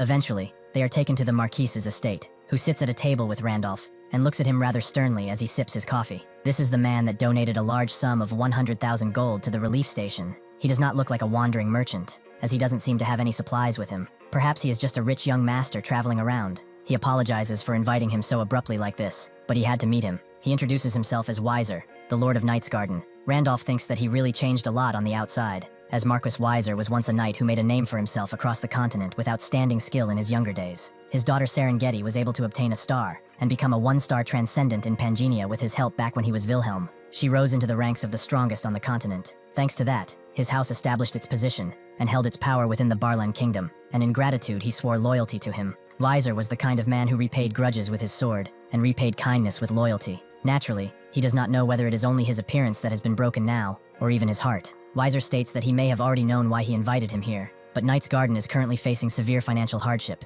so he would like to propose something beneficial to both of them. Randolph refuses, as he is here for one thing, to cure Serengeti. Weiser's eyes widen for a bit, but suddenly he lets out a throaty laugh, and his eyes become still with rage, so he was mistaken. He thought he was just some rich young master, but he is a charlatan in the end. Did he perhaps hear rumors of him from all over the continent that if he mentions the Marquis of Knight's Garden's daughter, He will pour money into his hands. Fine. Then how much does he have to pay him to cure her? 300,000? 400,000? Or is he going to demand he hands over the entire fucking territory? He smashes the table, noting that he's been played by scum like him too many times, and he has lost way too much already. What more does he have to give before they are all satisfied? He sighs, noting that this was a waste of time, and tells his guards to gouge out this con artist's eyes and throw him out as punishment. Randolph tells them to stay their blades. He does not need money, so he should listen until the end. He cannot guarantee it, but there is a chance he can treat her. Weiser notes that this is a novel approach, but fine, let's say he can cure her. Why has he never seen him in his life? So why would someone like him cure his daughter without taking even a single coin? Randolph explains that this is a debt he is repaying to him, and also a debt he is here to collect. He is the successor of Wilhelm, the Night King, the one whom he swore loyalty. If he is taken to Serengeti, he has something to ask of her, and in return he will heal her, who has sacrificed herself for her master. Weiser immediately lets out a sly grin as he hears that he is the Night King's successor. The continent is crawling with people who call themselves his successor, and he must be one of them too, huh? He has had enough. He orders his men to kill him, and the two outside as well. The guard who had his hand on his blade immediately rushes in with an attack, but Randolph barely reacts and blocks his strike so hard with the cup that it shatters, and the blade flies off from the guard's hand. He tells Weiser to prepare the place, as he will prove him that he is Wilhelm's successor, even though he doesn't trust him now. They all gather in the arena, and Weiser puts Randolph against his strongest knight. Hudson certainly did not expect a duel, and Isabella notes that he has always been an unpredictable man, but she really doesn't know how all of this happened. Randolph looks at the man before him. He has a full set of equipment with the blessing of a high-ranking priest. He is absolutely committed to this. The knight asks if he is truly the successor of the Night King. If he was lying, he should confess and seek forgiveness, as his life may yet be spared. Randolph just tells him whatever. He should just uphold his promise that he will keep his identity hidden, and not go around telling everyone he lost to, just because he got a bit embarrassed. The knight tells him not to worry, as his word is his honor, and that it will not happen. Now he wants to see the skills of a self-proclaimed successor of the Night King. He charges in with his blade, and Randolph dodges but sees how quick he is. He continues dodging the next strike, and thinks that many high-ranking key knights were wiped out due to the Great Expedition, but even this man would have higher stats than him currently. With the difference in equipment, he can take him on lightly. Before he can fully unsheath his blade though, the knight stops his hand and charges in with his blade, aiming squarely for Randolph's head. Seeing that he has no other option, Randolph smashes his head against the hilt, stopping the blade from moving. The knight certainly did not expect this. He is no fraud after all. He is just a damn lunatic. Another knight next to Weiser notes that his movements are quite decent, but he doesn't believe so. They are nothing but cheap tricks. He has seen countless idiots who went around saying that they are the Night King's successor, piggybacking on his reputation, but his sword cannot be so easily replicated. Having seen it firsthand, he can tell his sword has surpassed the level of a human being, incomprehensible for people like him, unless he shows that a technique akin to that. This man cannot claim to be his successor. The knight fighting Randolph notes that he is quite different from the fraudsters he's seen till now, that's for sure. He has real talent. If he admits his lies, he will take him under his command, as he would ask the Lord for his sins to be forgiven. Randolph finds it funny. He has a full set of equipment against a level 3, yet he is still so full of himself. The knight tells him that he only wears this because his lord commends it. Randolph just kicks him away and notes that it's good for him, then he has a lot of good stuff on. But if that is the case, he will also show him his overpowered items too. He suddenly throws his blade at the knight, who is struck squarely in the chest, and the sword flips around in the air before landing roughly. With that, Randolph equips 2 extreme iron swords, shocking everyone as he goes into dual wielding, something they have never seen before. He continues smashing against the knight's blows, and he recognizes as such, but even with this increased speed, his attacks are far too light. A two-handed sword is slow but has serious damage output. It would be enough to lightly damage him through his armor. However, a dual blade style is fast, but has low damage. It cannot even scratch his armor as long as he defends his vital areas. This is no threat to him. Rather, he only needs to defend a few areas. Suddenly though, Randolph smashes through with a powerful blast as he throws his dual-wielding swords away. He tells the knight to look closely, as he will show him the true sword of the Night King. Back when he had to choose a reward, Randolph had a lot of options, from a demon-slaying sword all the way to a true health potion. One thing caught his eye, an extreme iron sword, which was just a blade pushed to the extreme. It was a regular iron sword, but an oddball transcendent star strengthened it to the max, and transcended this item. That is why it gave +3 strength, and a sword mastery boost of level 1. Using the sword with other extreme items will create a set effect called Extreme Wear. Since he already had the Michaela set for his armor, it would be nice to have the double bone bonuses stack up with that. He chose 2 extreme swords. His weapon master trait caused him to gain +5 levels in mastery. His masterful hands gave him another +5, and the extreme swords each gave him 1 level, 2 levels from the extreme wear. Class star successors may also read the memories of the previous star owner under certain conditions, and since he has reached sword mastery level 10, he may read the memories of the possessed star. It is recreating parts of the Night King's Windhelm sword technique, so that's why he can now unleash it. The knight can't do anything now, as Randolph switches between blades expertly, like he has been doing it his whole life. This should be an impossible sword technique, but he sees that the tide is now against him. He has to stop this. He must create distance and get out of his range. However, How can he even do such a thing? If he tries to create space, he comes charging in at him with his quick dual blades, and if he uses strength to take him head on, he uses his two-handed sword to break his balance. Does such a sword technique even exist? He is not even keeping his movements bound through simple attacks. This feels like space itself has submitted to him, and he is its true master. Humans become stupefied when they meet something that is incomprehensible to them, something that has far surpassed the limits of their own cognition. They enter a state where they can do nothing but watch. That applies to everyone on the training floor now, Hudson and Isabella too. The same for Weiser and the knight who is facing Randolph. He unleashes his final attack to seal the deal. The sword technique of the Night King Wilhelm, the world-splitting strike. This is something that would split a mountain, but Randolph had its power controlled after the attack is finished. The knight simply drops his blade, only slightly grazed at the neck, and falls down, noting that he lost. After a bit, Randolph screams at Weiser and asks if he needs to show him more. Weiser knows that this is not the case, and tells the other knight that, from now on, they will treat this man with the utmost respect. He is the successor of Wilhelm, the venerable Night King. After this, Weiser takes them to the room where Serengeti is resting, and explains that ever since she returned from the Great Expedition, she has been like this. He has tried everything to wake her up. Every elixir they said was effective and famous healers. None of that seemed to work. He even called a priestess, but because the curse was too powerful, she said there is nothing she or anyone else can do for her. Randolph stares at her, and using his great sage trait, sees that this is no mere curse. This is the Demon King's curse. Of course, even a priestess or holy emperor could not do anything against something like this. However, if he performs the exorcism using star energy, the power of a star guardian instead of mana, then it might just work. As Randolph reaches for her, Weiser notes that he does not doubt him anymore. But does he truly have a way to wake up his daughter? Randolph previously stated that he is not sure, but he is willing to try. With that, he puts his hand over her head and bestows the blessing of the stars. Immediately, the room begins to glow in a holy light, and all the star energy Randolph has stacked is consumed. It is insufficient to break the Demon King's curse. However, the limit of the curse is lifted, if temporarily. With that, Serengeti slowly begins to open her eyes and ask where she is. Weiser immediately crouches down to her level and asks if she is awake. Does she recognize him? However, Serengeti is looking behind him at Hudson, who is shaking with grief, apologizing for coming so late and for not being able to do anything to save her. He thought that as long as she stayed alive, it would be more than enough if he became a member of the city council and returned as fast as he could. The Marquis would definitely acknowledge him too. If she'd lost the lower half of her body, then he would just become her legs, because as long as she was alive, he'd take care of her forever. He believed that if he had not given up, an opportunity would someday appear. However, that belief was nothing more than just arrogance and sheer greed on his part. The opportunities were not eternal, and Serengeti's body kept losing its vitality. The face that used to smile brightly at him grew increasingly thin, and the strong arms that once swung swords that took care of mountains became just branches. If the Star-Bearer had arrived even a little later, he would have never been able to see her again. Hudson apologizes once again for coming so late, and Weiser demands to know who he is and what he is to his daughter. Randolph tells them all to stop. He knows they cannot contain their emotions right now, but the Demon King's curse has not been completely lifted. Weiser asks if he is saying she will fall asleep again. Randolph explains that at best she will be able to keep her eyes open for today. To completely break the curse, they must find another star. To fully lift it, his star energy needs to be a lot higher. There are only two ways to raise star energy: to level up or find stars. The first thing he must do is to recover the 5 stars that Knight Windhelm dropped when he died. Because of the Star Successor class secret effect, which allows him to read the previous owner's memories from a star, he has to retrieve them as quickly as possible. If someone else gets those stars first, he might not be able to recover Windhelm's memories. He's recovered 1, so there are only 4 left. If he's going to retrieve them quickly, he needs to ask Serengeti about his death. He tells them all to get out, as he has something important to discuss with her alone. With that, Hudson and Weiser go to the table, with Weiser asking if he and Serengeti really secretly proposed to each other. Hudson apologizes that he introduced himself so late, but Weiser just sighs and notes that he is grateful that he came all this way for his daughter. From now on,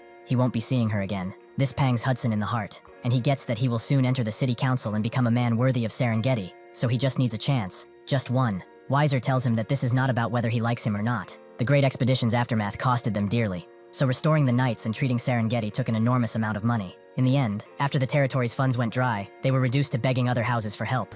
The one who approached him was Duke Sion's house, a great house in the Valan kingdom that is powerful enough to rival even the king. Duke Sion lent them an enormous sum on the condition that they send Serengeti to him. Back then, he had no other choice. No matter what, continuing her treatment came first. Additionally, even if Serengeti were to never wake up, and their family collapsed like this, he believes that for the sake of Duke Sion's reputation, they would not simply abandon a girl they took in. He accepted the offer for that reason. In 1 month, he promised that she would be sent to his house. It is an unavoidable decision to protect the story, the territory, and Serengeti, so he should forget about her too, for her sake. Serengeti looks at Randolph and demands to know who he is. He explains that he is the successor of the Night King, Wilhelm. He came to deliver news of his final moments. Serengeti tells him to stop lying, as he has no successor. Randolph expected something like this from one of his closest aides. There is no way she'd let him brush this off with just vague words. So he explains that the day she first faced a star, she could not stop worrying that if she consumed a star and transcended, she might stop being Serengeti. Back then, he could not understand the anxiety within her. However,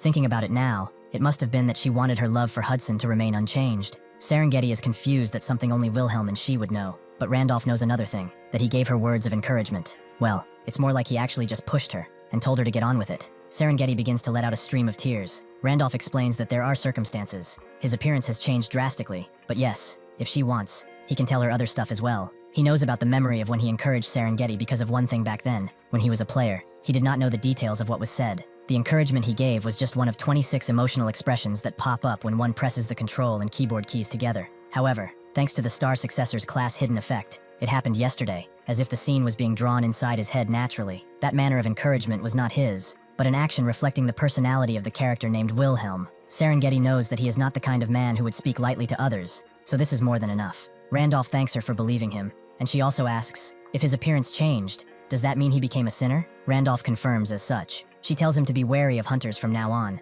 but he is already a few steps ahead of her. People, players actually, who possess others while retaining memories from before death are called sinners, and the NPCs who specialize in hunting sinners are called hunters or reapers. Randolph notes that, more importantly, there is something he wants to ask about his final moments. That day, he definitely slayed the Demon King. He is sure he drove the path of light into that bastard's very core, and that his body started to collapse. However, in that instant, everything just stopped. After that, his consciousness cut out, and he died. He wants to know from her own mouth about what happened the day he died. The Demon World expedition led by Wilhelm involved unprecedented forces of 200,000 elite troops, and their morale, driven by the ambition to become the heroes of the first Demon World expedition. Based on the data they've accumulated so far, they prepared thoroughly for that world. A meticulous operation with not a single inch of error left, and every variable accounted for was designed. Everything was perfect, or rather it was supposed to be. Serengeti lay down amongst the bodies of her comrades. The fight was completely ripped out of her. A priestess told her to continue forward. She would give her blessing, even if it was to cost her her life. Another soldier noted that it was frustrating, but this was probably as far as he would go, so she should leave. Another told her to hurry, and so on. Everyone basically dumped their last words onto her, and she could not do anything but cry, noting that it's truly over. Even after using that many lives as stepping stones, they could not even reach the Demon King's feet. She did not even pay any mind to the undead that came out of the ground. People she used to think of as comrades, now just bodies that seek flesh. Serengeti thought that it attacked them, as if it knew their movements. This makes no sense unless a traitor is colluding with the demons among them. This was the end for her. They were collapsing from inside the expedition force. Was this truly impossible from the very beginning? Suddenly, beams of light took care of the undead, and a voice told her that it is not over yet. That beam of light grew into a ball, and it exploded throughout, taking the undead out with extreme prejudice. Wilhelm appeared before her, noting that she looked quite exhausted, but she should rest for a moment, as it will all be over soon. Wilhelm was known as the martial god. The Night King was a living god himself. Before the martial god, the demons were so outmatched that one could even feel sorry for them. That's how overwhelming his presence was. A single strike of his reshaped the earth itself. The deep despair that Serengeti felt, the aching loneliness of her own demise, it was all cut down into nothing but by a single sword and a single man who was determined to see it through. As they walked through the demon realm together, Serengeti told him that there was no need for him to do this. Her body has already recovered enough. He told her not to worry about it. He is only saying it so she can recover her stamina. But are they the only two that survived? Serengeti noted that, excluding the wounded they sent back through the entrance of the demon world, this would be counted as a total annihilation. Wilhelm understood and noted that, at the very least, she must survive and return. She cried every night, saying she wanted to see that guy Hudson or whatever his name was. Serengeti became embarrassed and screamed that she did not cry. However, she will definitely go meet him again. Suddenly, a gigantic demonic rune right in the middle of where they were walking.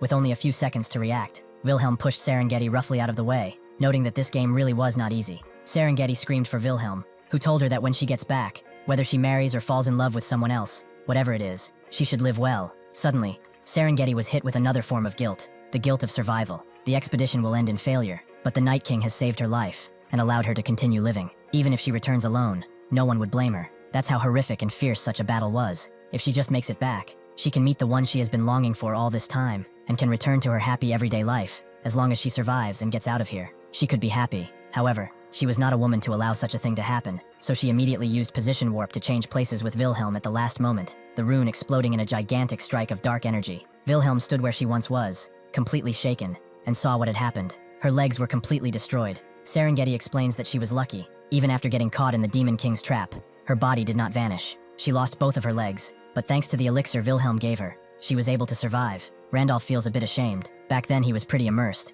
so he acted without thinking much, but it played out pretty dramatically in game. She also explains that after that, Wilhelm placed an extreme vanishing enchantment talisman on her and hid her body. Because of this talisman, the Demon King could not sense her, so she was able to watch the situation unfold until the very end. Randolph remembers up to that point too, but that's not what he is curious about. He is wondering about what happened after that. Serengeti explains that just as he remembers, the Demon King certainly fell. However, all of a sudden Wilhelm froze, like time itself had stopped completely. The strike that he drove into the Demon King suddenly stopped, as dark energy permeated throughout the entire plane. The Demon King called him a monster, even if he is a transcendent of 5 stars. He did not expect him to drive him so far without any divine authority from a goddess. However, that was his mistake. Without a goddess's authority, he may shatter his flesh, but he cannot destroy his essence. Truly, he expresses his respect, and as a token of that respect, he will be using his body as his new vessel. Just like that, Wilhelm was engulfed in a dark essence, his body beginning to corrupt at the seams. Suddenly though, beams of light appeared out of that ball, and the Demon King recognized such a light.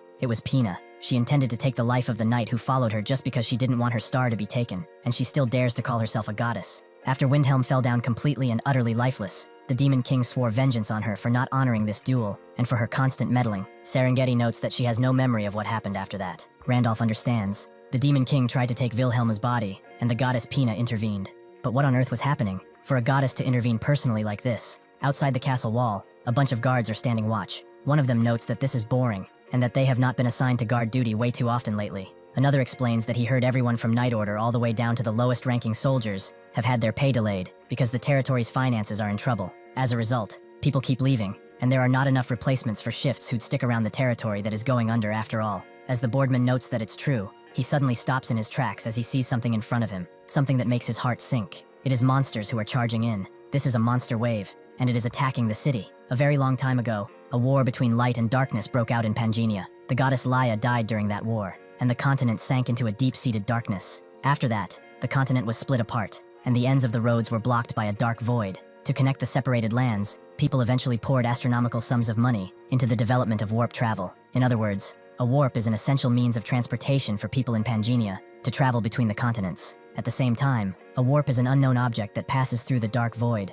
Warps that are not managed and abandoned can sometimes connect to that dark void and turn into disasters. Disasters like these, where a monster wave appears to attack a city. After Randolph takes all the information in and thinks about everything that Serengeti said, he is left with more questions than answers. He is not certain, but if he tries to piece everything together. 1. The reason he could not kill the Demon King was something rather strange. Right before he could kill the Demon King, time stopped, and to the real him, the moment looked like a common blue screen. However, Serengeti witnessed everything, which means NPCs who are being inside the game were not affected by that time stop. Perhaps for some reason, users playing the game were set up such that they could not defeat a Demon King. As for the existence that can kill his true essence, which the Demon King mentioned, maybe that existence isn't a user, but a player who has entered the world inside the game. Then that might be why they ended up in this other world? 2. The conditions for becoming a player. If one dies in the game, they are summoned as a player. However, the death of the character Windhelm was not his first ever death, so the most reasonable explanation is that one becomes a player when the strongest character they raise dies. He always liked hardcore games. He'd raise a character enough, and if it did not look promising, he'd just abandon it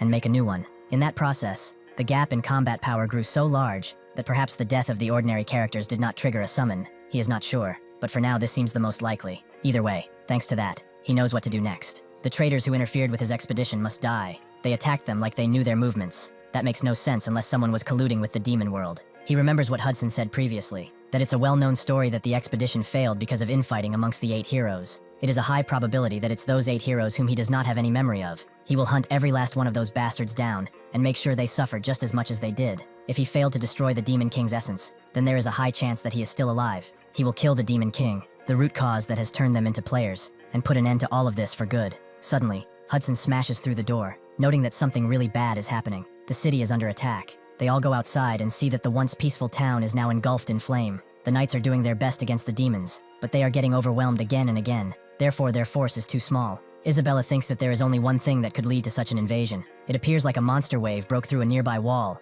Randolph knows that bastard Weiser said the city's finances were ruined, but he even siphoned off the wall maintenance budget? How could he be so brazen? As if summoned by his words, Weiser rushes in with his knights on horseback, taking out as many demons as possible. Randolph grabs his attention, and Weiser is confused. He thought he would not be in the city anymore. Randolph demands an explanation, and Weiser explains that, as he can see, the monster wave has turned the city into a wreck. It appears something went wrong at the 3 warps in the east, west, and south. Hudson is shocked that 3 things went wrong at the same time, and Randolph cannot believe his stupidity. Weiser knows it is shameless to ask, but he pleads with him to lend some of his strength. If he fights with them, it will be a huge help.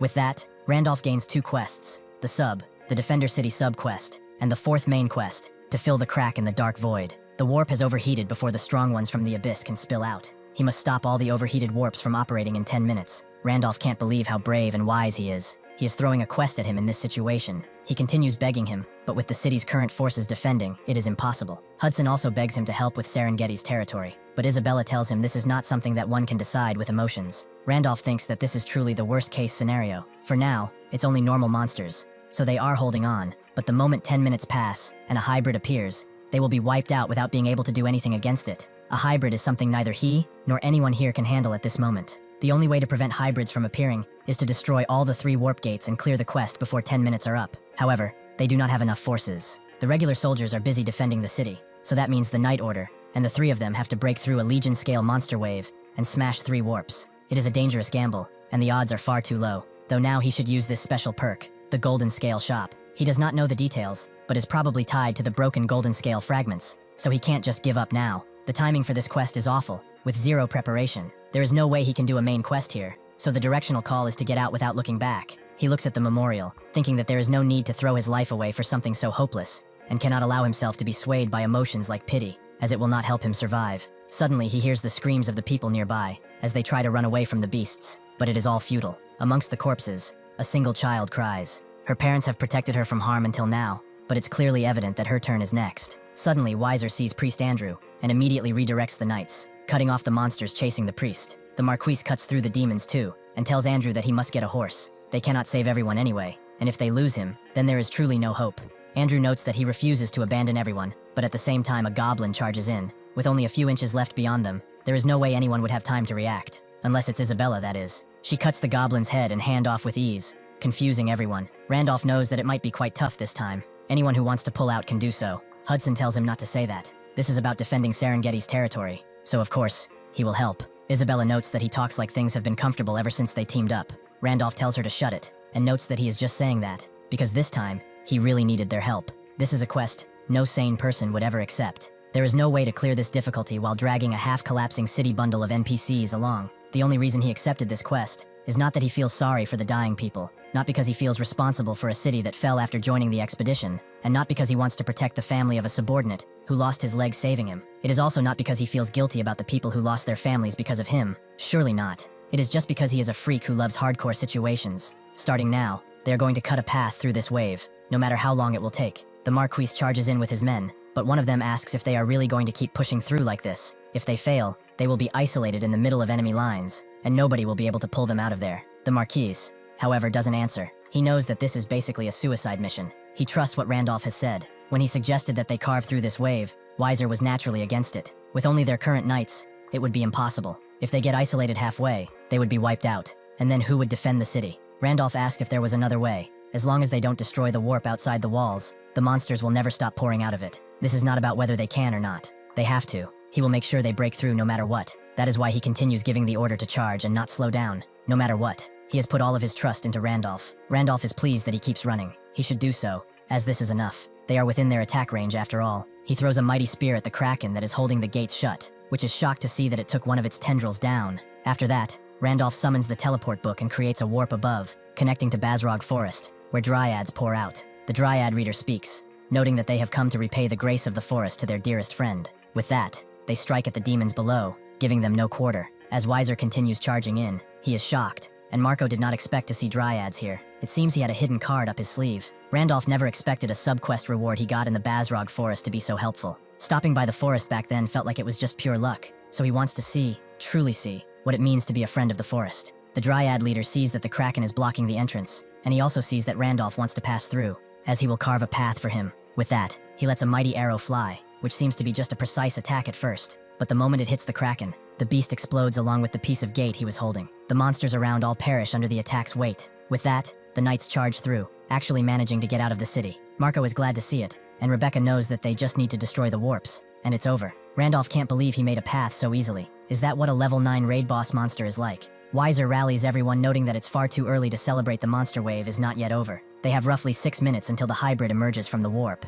They have to destroy all 3 warps and stop the wave. Before that happens, from now on, they will split into 3 units. They will destroy the 3 remaining warps simultaneously within the remaining time, and end this once and for all. Randolph, however, notes that they will split their forces into 2 units. But Wiser says they do not have time. He knows just as well as anyone that they cannot leave a warp unguarded. Randolph knows as such, but even if the Dryads have the monster horde that invaded the city pinned down, there will definitely still be a large number of monsters guarding the warps. If they split the Night Order into 3, they will never destroy the warps in time, no matter how. Wiser understands where he's coming from, but what about the remaining warp? There is not enough time to destroy one and move to the other. Knowing this, Randolph notes that for the remaining warp, only he and Priest Andrew will be going. Wiser asks what kind of ridiculous plan that is. There is no way something like that is possible. Randolph tells him to trust him. This is the choice with the highest probability of success. However, 30 seconds before the hybrid comes out, they have to destroy the warp before then. Wiser truly does not know what he is thinking, but they have come so far thanks to him, so he will entrust him again and count on his will. As Randolph is left with Andrew, he asks what they are going to do now. Randolph notes that they are just going to destroy the warp.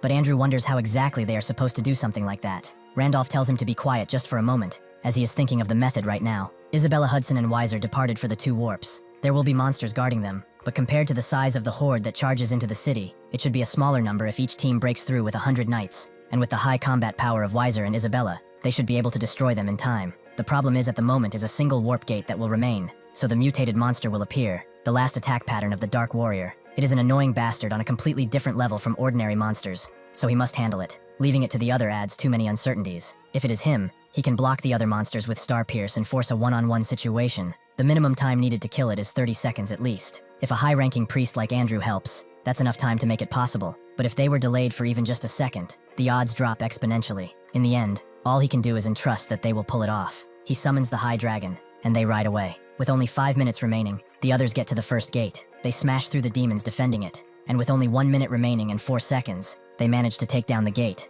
With 34 seconds left, Randolph and Andrew get to the other gate. Seeing that the 2 gates are taken care of, it seems the other knights were successful as well. With 34 seconds left, the minimum condition for clearing has been met. The High Dragon makes a way through the legions of demons, and at the same time, a mutated monster appears, the Dark Warrior. It seems impressed by Randolph, however, who knows that he only has to defeat this demon to succeed. But can he do it with 28 seconds remaining? As the sky darkens and rain begins to pour, the 2 groups meet up and make their way to the last warp. Wiser knows that it is being handled by Wilhelm's successor, but even so, they do not have much time. He hopes that he will be finished by the time they get there. Randolph equips the armor set and uses it with Hermes' shoes to dash through, going past the Dark Warrior and clenching his blade to crash it into the warp. Before he can do that, however, the Dark Warrior grabs his head and throws him away violently, causing the High Dragon to act. It uses all of its head to pummel the Dark Warrior, but in only a few seconds, the High Dragon is defeated and can only be reused again in 24 hours. There are only 21 seconds left until the Black Flesh Hybrid summons, so Randolph charges in again.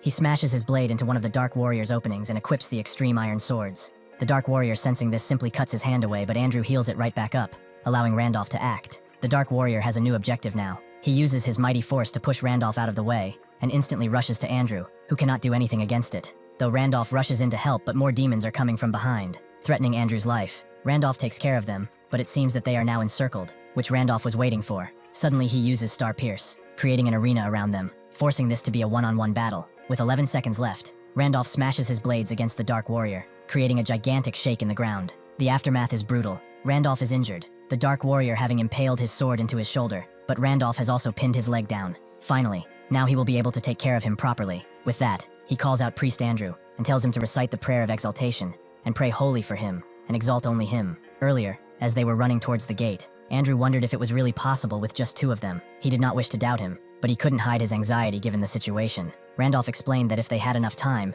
they could have managed somehow with just the 2 of them, but with his abilities right now, destroying the warp gate within the time limit is impossible. Andrew was confused. Then, why did he want to go to the warp with just 2 people? He does not know that if they fail, they will not be able to save the lives or even the powerless brothers and sisters of the city behind them. Randolph asked if he truly wished to save everyone in the city, and Andrew immediately agreed. So Randolph told him to recite the prayer of exaltation on him. The prayer of exaltation is also called the final prayer. It is a sincere prayer. It is a sincere prayer offered for the goddess by the high-ranking priest who has touched the goddess, and a prayer that only a tiny number of true priests among the high-ranking clergy from the goddess's church can offer. If that prayer is recited for someone other than the goddess, then for a fleeting moment the target gains power akin to the divine authority of the goddess. At the same time, though, To offer the prayer of exhalation to someone who is not the goddess can also mean the priest's final prayer, a declaration of leaving the goddess's embrace. Andrew, a priest NPC, is a character born solely to serve the goddess. For someone like him, being told to leave her embrace would be a lot too painful. It would be worse than carving out his flesh, and a sense of emptiness would be like everything in the world disappearing.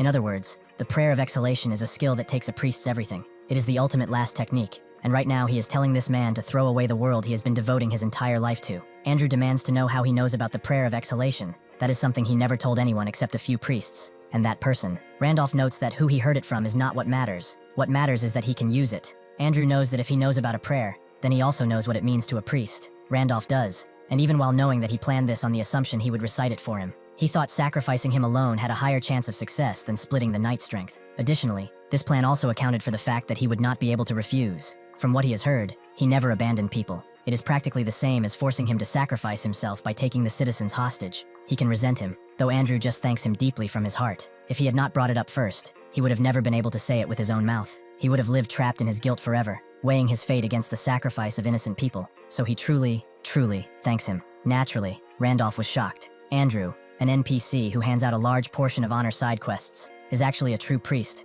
and one who exists in Pangania as a sage. More than any human he has ever met up until now, he respects him. The prayer of exhalation is activated, and he gains an amazing range of buffs, but it only lasts 2 seconds. That is all Randolph needs though, so he tells the warrior to watch closely. Back when he was his old self, this was a technique he would have never had to use on someone like him. As he raises his blade, the droplets of water seemingly stop, and actually begin to rise up instead of falling down. The warrior begins to phase out of reality, as Randolph unleashes the true power of the world-splitting strike. The sky itself clears away the rain clouds driven away by the sheer power, causing everyone to look up in amazement. Randolph walks to the gate, as the prayer ends and cuts it up with only 1 second remaining, telling Andrew that he is the true hero who has saved the city. With this, the 4th main quest is over, and a city filled with people is saved thanks to the sacrifice of a great man.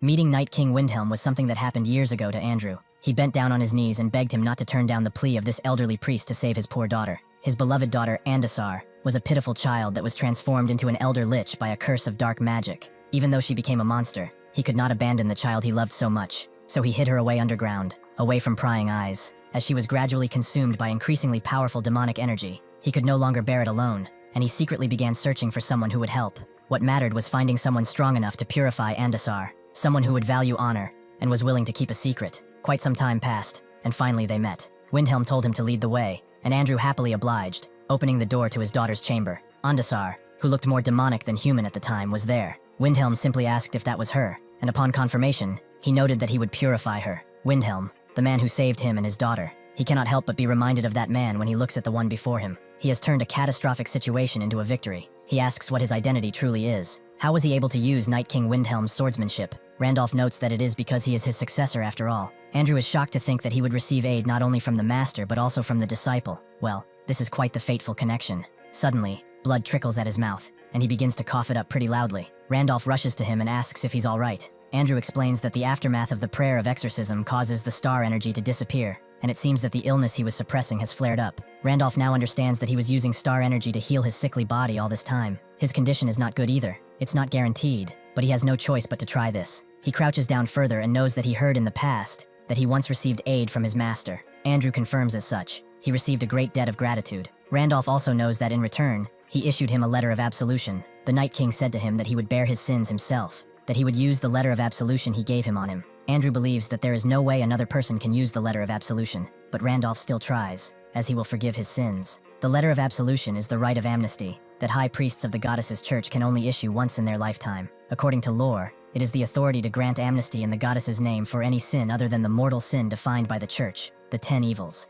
In the current game, absolution is an item used to remove an oppression penalty imposed on users who commit poor manners. It's issued on paper, but that is merely a shell to give the impression that it was issued. In truth, it has no physical substance. The contract with Dramuth is also the same. It is a kind of trust. Andrew slowly feels his star energy returning, but how can this be? The letter of absolution can only be used by the one it was issued to. How is this possible? Randolph thinks that with Dramuth it was possible, so he tried it just in case, and it actually worked, something he never expected. Andrew is well and truly shocked. It is possible he received a letter of absolution from another priest, but if that were the case, there's no way he wouldn't know about it. Surely he didn't obtain the letter of absolution through improper means. He should repent, as he will pray along with him. He should explain this. He is Windhelm, but he can't really reveal it, so he will just knock him out. Before he can do so, Isabella rushes in. asking if he is all right. Randolph smiles as she comes at the perfect time. He knows that apparently, everyone came here to find them, so they should be on their way. Andrew believes that their conversation isn't finished yet, and Randolph knows that he is pretty persistent. He should just think of it as the heavens coming to his aid. The 4th main quest's rankings are being updated,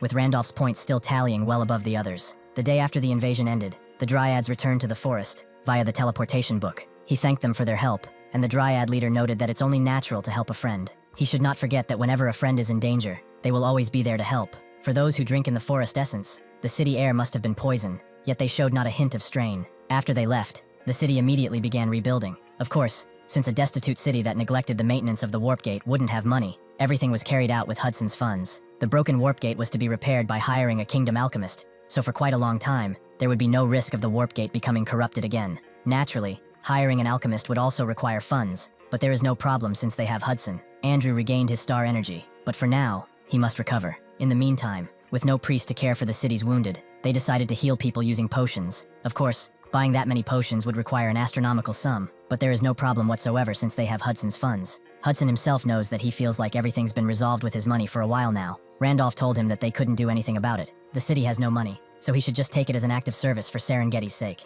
He asks if she's fallen asleep again, and Randolph confirms as such. Not long after the city was invaded, she was consumed by the curse once more. He also hands him something incredible, a top-tier elixir bearing a blessing. Even the goddess's church produces fewer than 10 a year. He tells Hudson to pour 1 drop every 2 hours. In a month, Serengeti's legs will completely regenerate. Hudson remains shocked and knows that he was indeed a player. But did he purchase this from the Golden Scale shop as well? Thanks to him, he's cleared the main Quest 4 as well. Looking at the newly updated Quest 4 rankings, if his deduction is correct, his name is Randolph, and Randolph is the legendary user who has raised most of the characters that have ever existed. He also wonders how he should call him now, but Randolph tells him to just continue calling him how he used to. Hudson also wonders if he's alright. He is grateful, of course, but spending such precious Golden Scale time to purchase something like this for him is a lot. Randolph tells him not to worry. He was just grateful to even enter the rankings, but he ended up taking first place, so he received quite a generous amount of Golden Scale time. Randolph opens the Golden Scale shop and sees that it is pretty essential for survival. If he had fallen out of the rankings, it would have been catastrophic. Moreover, the White King's Fang,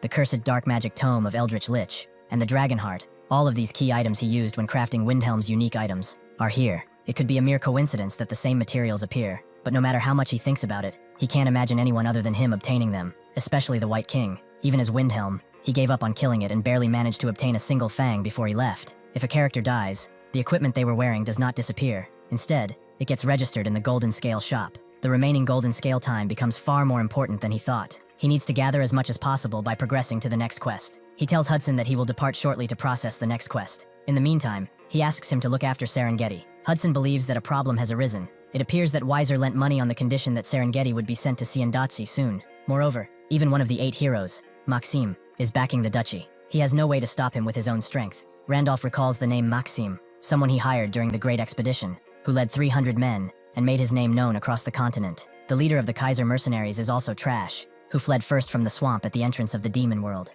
He was going to clash with those 8 heroes eventually anyway, but it seems that he will be meeting one of them first. He tells Hudson to buy time until he returns. If he tells Weiser he said so, he will find a way to buy time. He will come back as quickly as possible. Serengeti must not be handed over to Siendatsi in the meantime. Serengeti also said that while he cannot fight, he is someone to rely on. It means that he trusts him, so he is counting on him. Hudson is shocked, but then a resigned expression turns to his face. Before they leave, they get dressed up, with Randolph noting that there was no reason to do this. These clothes are pretty nice. Still, he is grateful for the clothes he was provided. Weiser knows that it's a modest gift, so he should think nothing of it. He wishes them a safe journey. Randolph notes that he will be on his way. For the compensation he mentioned, he should talk to Hudson, who will handle it. Before leaving, Randolph goes to the mural that commemorates the fallen. He reads their names like James, Lucas, Jacob, or Zion. They are heroes of unparalleled valor who fought with utmost ferocity. May they eternally rest in peace. Though he is late, he expresses their gratitude to them all. With his Starbearer powers, those 500 knights who have fallen find their eternal rest. His honor increases by 50,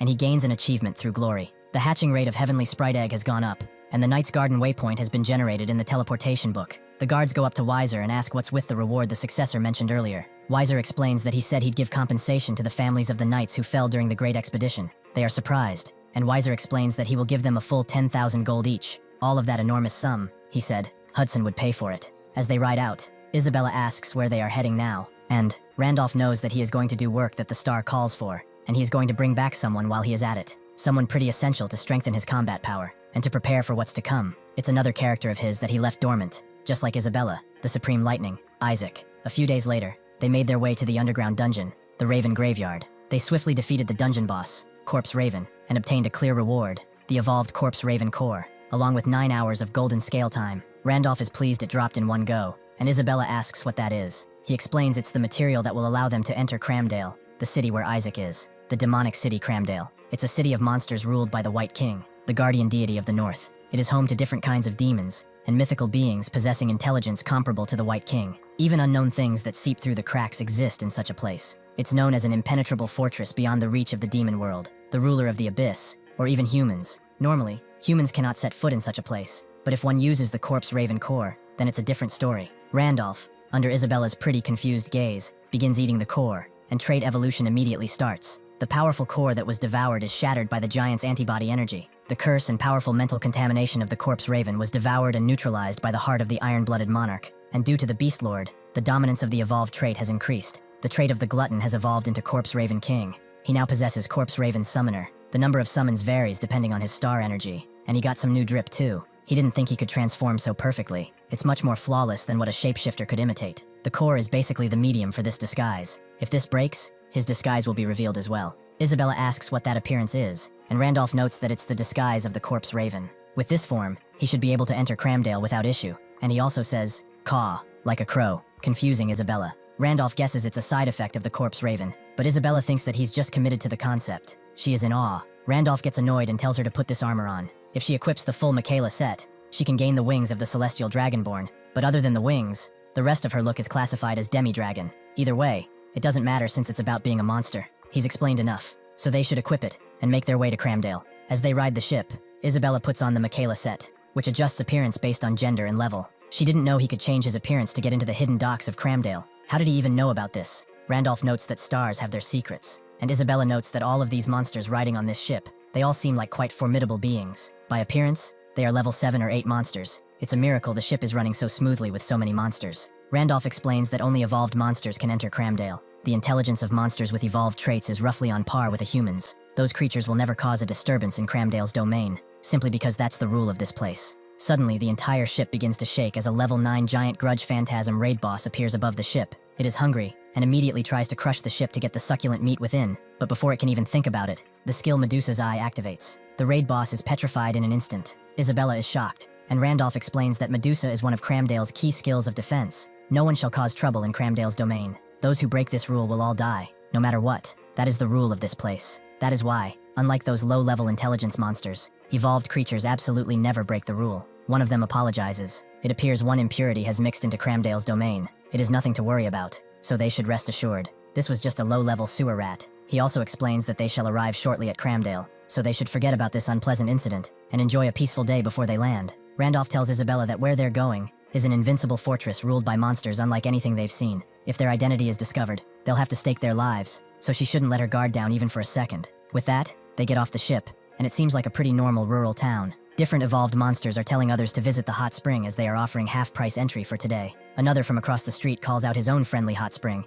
and Isabella notes that this is quite different from what she imagined. Randolph is surprised too. Just a year ago, when Windhelm came, there was no hot spring, and not even a single blade of grass in this barren place. So what have they done with it? Isabella also wants to ask one thing. Who is this Isaac he speaks of that he came to find? The Supreme Lightning, Isaac, is a notorious fugitive who has committed all kinds of crimes across the continent. On a smaller scale, he extorts nobles or priests of the goddess's church. On a larger scale, however, he robs supplies of his allies while pretending to be one of the city's mercenaries. He also assassinated key figures in the city and triggered monster wave incidents, causing them to freeze. He is the mastermind behind the mining city annihilation incident. In short, he's a dangerous fellow with an unprecedented history in Pangenia. Isabella notes that he seems quite proud of it for some reason. But anyway, she gets that he's a person who isn't even like a human. Randolph notes that, if he explains the circumstances of what he did back then, he watched Pangenia lose concurrent players multiple times, and yet took no measures despite the protests and warnings against the game. Of course, he didn't know that it wasn't a normal game back then. In any case, since he is a guy who absolutely must be recruited for the great cause, they will do so. Isabella understands, however, since she knows he is a dangerous person.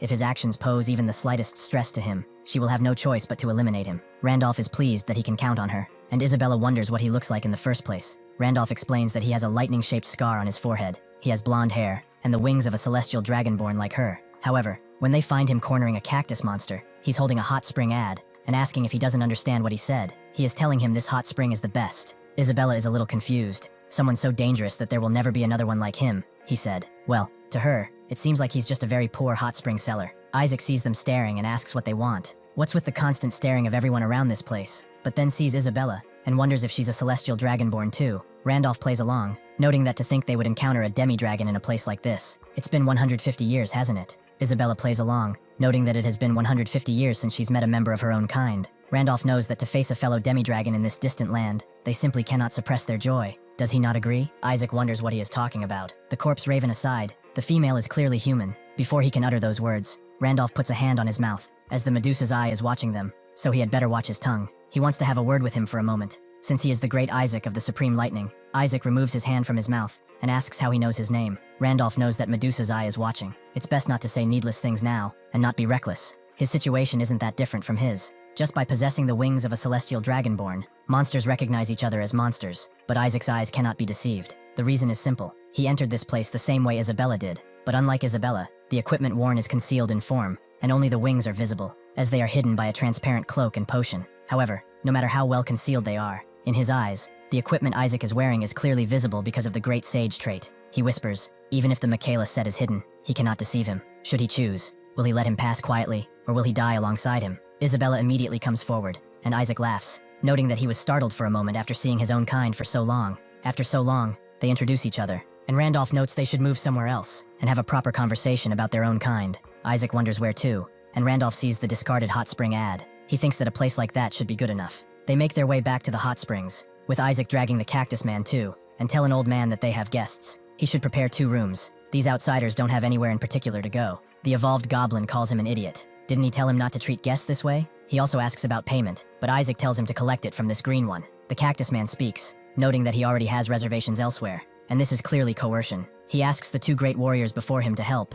They immediately avert their gazes, Randolph noting that thanks to him, they will save money, and Isaac and Isabella know they're grateful, but somehow, it feels like they're the ones asking for his help. Randolph says that it's no ordinary hot spring, since it has low-grade Fairy Queen tears that stabilize and relax the entire body. He wonders, since when has it been like this before? It seems hot springs did not exist at all. Isaac doesn't know the details himself. All he knows is that the hot springs suddenly began appearing. Randolph has an idea but doesn't say it. In any case, it doesn't seem to be important now. Isaac asks why he sought him out, seeing that he knows his identity. It wasn't a chance encounter. Randolph notes that the stars guided him, and Isaac thinks that just by his speaking, he's telling him he became a starbearer. How could a corpse even be one? Surely a starbearer isn't such an insignificant creature. Randolph notes that he's hardly one to talk, roughing up hot spring guests like that, but Isaac immediately jumps at him, noting that it is because he came here and had to make a living somehow. It was unavoidable. Randolph will believe him for the moment, but whether he believes him or not, it doesn't matter. He came here to make an offer to serve under him for 1 year. If he does so, he will help him escape Cramdale and walk the continent again. Isaac wondered what he was going to say, but he turned away, having no interest in such things. He should leave and make sure they don't cross paths later. Randolph wonders if he's still thinking of hiding because of what happened back then. He destroyed the mining city with his own hands after all, when he was protesting against the developers through Isaac and engaging in all sorts of unsportsmanlike behavior. His notoriety had accumulated to the point where he couldn't set foot in any major city, and during his life as a fugitive, he chanced upon a village. The village chief there was a typical villain straight out of any fantasy story. He did petty evils like embezzling village development funds and bribing city council members to retain his position. He decided on employment under the chief, playing a role as a fixer, a mere underling serving a third-rate villain while concealing his strength as an evil minion. After several errands, however, surprisingly, this chief was different from the typical villain archetype. He was bold and absolutely merciless. When the third-rate villain, who was ambitious and actually incompetent, gained a subordinate who offered loyalty without a price, that villain finally became a demon. He was really grateful to Isaac, as never did he imagine that he, a mere village chief in this backwater hole, would become the ruler of a mining city. He promises him this: he shall enjoy wealth that he couldn't even finish in a lifetime, and an authority in the city that rivaled the king's. Isaac thought he would have to plunder this place dry, and then move on, but then he showed him the true aspect of the mining city, which worked on slave labor. The village chief wondered why he was surprised. Obviously they rounded them all up from the surrounding cities. It cost them dearly to pay off the kingdom's guards, but they'll manage. From now on, they will rake in an absurd, astronomical amount of money. Suddenly, a small boy was carrying a bag of ores and was working right in front of them. The village chief immediately stopped him and crouched down, asking if he had a cold. The boy confirmed as such. Since yesterday, he felt a cold coming on. The chief said that the cold spreads to others and disrupts work, which would be a problem. He should rest now. It is a shame that it wasn't for those filthy germs. He could have used him longer. It is truly a shame. With that, he gutted the boy, as he could always have more offspring. Isaac realized that something had gone incredibly wrong. He made a terrible mistake, and he must set things right. After that, he tried to kill the chief and reform the city, but it was all for nothing. The kingdom that held the mining city was already rotten, and endless villainy continued to happen, so he triggered the monster wave to destroy the mining city itself. In that process, many people were swept away and died, losing their livelihoods. However, because of it, the endless cycle of evil was broken. Even if he hadn't been there, the mining city was destined to fall to villains, so he should stop confining himself to this place like an idiot. Isaac tells him to stop pretending as if he knows him, and Randolph knows that if the guilt is still there, then his method of atoning is wrong. Before Isaac can turn around and scream, Randolph tells him that he will eliminate the Demon King if he truly wishes to atone. Shouldn't he choose a path that helps the world to do that? He is gathering trustworthy allies who will never betray him. Isaac asks how he can trust him when they've just met, and Randolph knows that he trusts everything about him. He knows far more about him than he might think, perhaps more than he knows himself. Isaac scratches his head. He can't really understand a word of his, but fine. Setting aside everything else, he can't just expect him to believe nonsense like that. Like a mere corpse Raven King would be able to take down the Demon King. Randolph knows that, instead of an offer, he will make a wager. This place, Cramdale, is the city of monsters. Monsters determine their standings through their ranks. He will prove, in the manner of monsters, that he is no ordinary Raven. He will go to the mysterious tower that exists in Cramdale and obtain the mystery there to prove his rating. The main quest, obtain a mystery, activates. He must acquire special mysteries. The quest concludes the moment he obtains his first mystery. What is Arcana? Arcana is an effect. When one plays games, they see a character's appearance or color shine. It's like how light turns green or red when one enhances it to a certain level. In Pangea, such distinctive features are called arcana. While some rare arcanas with special functions exist, even those are merely supplementary to a few abilities. Aside from the Guildmaster's Arcana, which serves as proof of authority, and the City Ruler's Arcana over the city, ordinary arcanas possess no abilities. In other words, Arcana is just for show. Because of this, it holds little meaning. But to monsters, it's different. Arcana represents the qualification of their species among them. For example, in the demon world, Arcana is like the mane of a lion. That's why the higher the rank of a monster's Arcana, the higher the status, as it goes from normal to raid boss. Of course, obtaining a good Arcana does not inherently strengthen predetermined abilities. However, strong monsters are typically born with good Arcanas, so it becomes a proof of strength too. One of the places where such high-rank Arcanas can be found is none other than the Hall of Arcanas existing in Cramdale.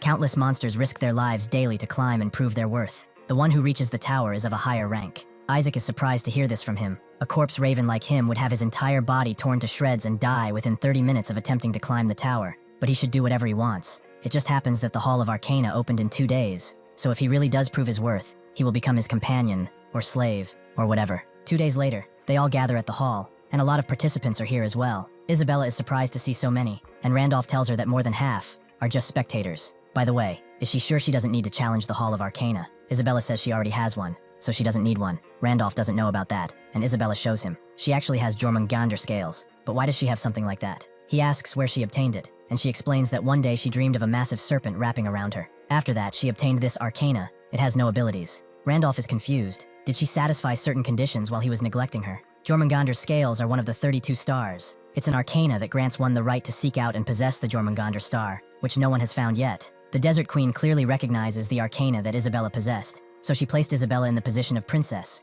keeping her at her side. If that's the case, the Queen would never abandon Isabella. Perhaps his bitter connection with the Desert Queen has not ended just yet, but for now, it's best to focus on what's in front of them. The Hallmaster tells them that the Hall of Arcanas will open soon, so all participants should come forward to complete their preparations. Those who have finished preparing should gather near the entrance too. Randolph sees that it's almost time, and tells Isabella that he will be going before he gathers up with everyone else. Randolph is surprised by the gathering of creatures: a true blood king, a mature leviathan, and even a minotaur king. These are calamity-class monsters. Just what kind of day is this? This sort of thing shouldn't be common. The Hallmaster notes that it seems formidable individuals are challenging it this time as well. A seat among the 5 great warriors, the new pillars of Cramdale, could still be filled with new members, so they should all do their best. It seems the White King is also anticipating the arrival of someone with the qualifications to fill the seat. Randolph understands. For some reason, they're selecting new pillars, and that's why real monsters are gathering like this. Suddenly, a serpent-like creature tells him to move aside, or perhaps he is also gathering here to challenge the Hall of Arcanas. Randolph confirms as such, and they all immediately laugh at him. He should just go to some junk shop for an Arcana more fitting for him, and not throw his life away recklessly. The serpent knows that it seems he does not understand his situation. This is a place where at least high-ranking or superior monsters challenge themselves. This corpse raven specimen seems to have been born somewhat stronger, but he is still just a raven. There is no place for low-ranking monsters like goblins and ravens. He understands the desire to obtain a higher rank Arcana and escape his wretched fate, but he cannot exceed the limit of his species. He should know his place. The Hall of Arcanas opens, and a timer begins. Before they get teleported, however, Randolph tells the serpent that he talks too much for a worm, and he has also memorized his face, so he had better be prepared. With that, they are all teleported, and as expected, the interior is a separate dimension. Fortunately, nothing has changed since his last visit. The Hall of Arcanas was the only place where Windhelm couldn't obtain the highest-ranked award. At that time, since it was the first challenge ever, information was scarce. Because of that, he didn't realize the second challenge would be impossible, so he stopped. However, this time it's different. He has all the strategies in his head. He sees that his first opponents are skeleton soldiers with levels that match the challenger's level. All tools except equipment are forbidden, and all blessings and protections are stripped. From Windhelm's experience, he learned that two extremely harsh conditions were necessary to clear the Hall of Arcanas. The first is to enter the lowest possible level. All monsters in the Hall of Arcanas match the challenger's level, so if the challenger's level increases, the monster's level increases too. As the monster level rises, their patterns become more varied, and variables appear so that instant death techniques won't work. Of course, simply entering at low level is not sufficient. One must also surpass the standard stats of that level, with their overwhelming performance to meet these preconditions. Of course, with over 200 talents, the bonus stats added with each level up, and the absorbed specs of the 13 hidden traits, would have been impossible to even reach Cramdale. The second thing is class characteristics. He had a reason he needed the Corpse Raven's core to enter Cramdale, but there was another reason he wanted Corpse Ravens. That was because Corpse Ravens possess skills specialized in 1 versus many combat. Although Corpse Ravens are low-performance level 4 raid boss monsters, but against weaklings weaker than themselves, they boast top-tier performance. In addition to that, as a lower-rank monster type, a Corpse Raven's skills increase at a faster rate than the skills of a higher-rank monster. Thanks to the overwhelming numbers, even if he keeps defeating monsters of the same level, his character level will not increase, but his skill proficiency, which is his skill level, accrues separate experience, so it's possible to raise them quickly here. To put it simply, only he can reach the end of this place. Outside, Isaac gives a brochure to the cactus, again noting that he should distribute these instead of throwing them on the floor, who notes that he shouldn't do such a thing when he's a customer. Isaac doesn't know what he's saying, but he's hitting him correctly, right? A day like this, distributing these things is more effective. Suddenly the others talk throughout the Great Hall, as someone has already completed the first level, and it hasn't even been 3 hours. The first floor's lights lit up. Isaac is shocked, and Isabella comes around asking what it means when it lights up. Isaac asks if she really doesn't know anything about the Hall of Arcanas. When someone challenges the Hall of Arcanas and clears a floor for the first time, the building lights up like that. She can tell the progress just by that. Isabella understands, but why is everyone so surprised? There are monsters capable of clearing the first floor. Isaac explains that it's not the clear that surprises them. The first floor's clearance rate reaches 30%. That's a high figure if one considers the difficulty. So breaking through the first floor isn't particularly surprising, but in Cramdale's history, there has never been a clear this fast. It's faster than even the White King's speed.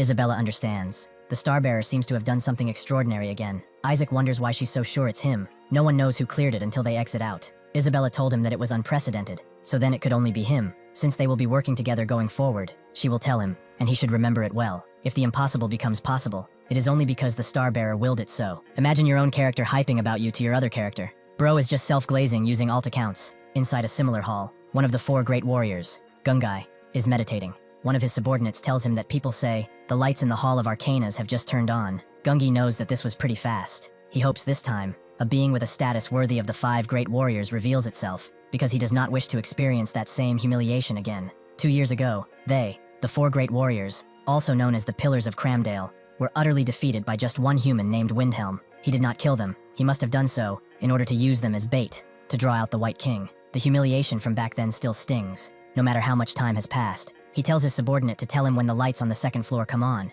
even if they are not at the 5 great warriors. If there is a strong person who ascends to the 2nd floor or higher, he will go and collect them himself. The subordinate sheepishly explains that the lights on the floors until the 4th have already turned on. Gungi is shocked. That person is challenging the same floor as the White King. He stays silent for a moment longer, and tells his subordinate to tell all of the 4 great warriors to gather at the Hall of Arcanas immediately. Randolph has done a short work of the hall. The level of Corpse Raven summoning has reached its maximum, and the Corpse Raven summoning has transcended into advanced Corpse Raven summoning. With this, he has also cleared the 4th floor. As a reward, he can obtain the Transcendent Mythic Arcana Progenitor Giant. If he does not take it, he will proceed to another trial. The 5th floor portal opens. The system explains that it's based on the racial stats of the challenger. The current identified races of the challenger are Void, Giant, Druid, Celestial, and Corpse Raven. His racial stats are 55 points. He has met the tower's hidden final condition, so a hidden quest has arrived from the master of the hall. Would he like to clear the Hall of the Mythic Arcanas? Randolph is surprised to see this. From here on, it is unknown territory that even Windhelm never attempted.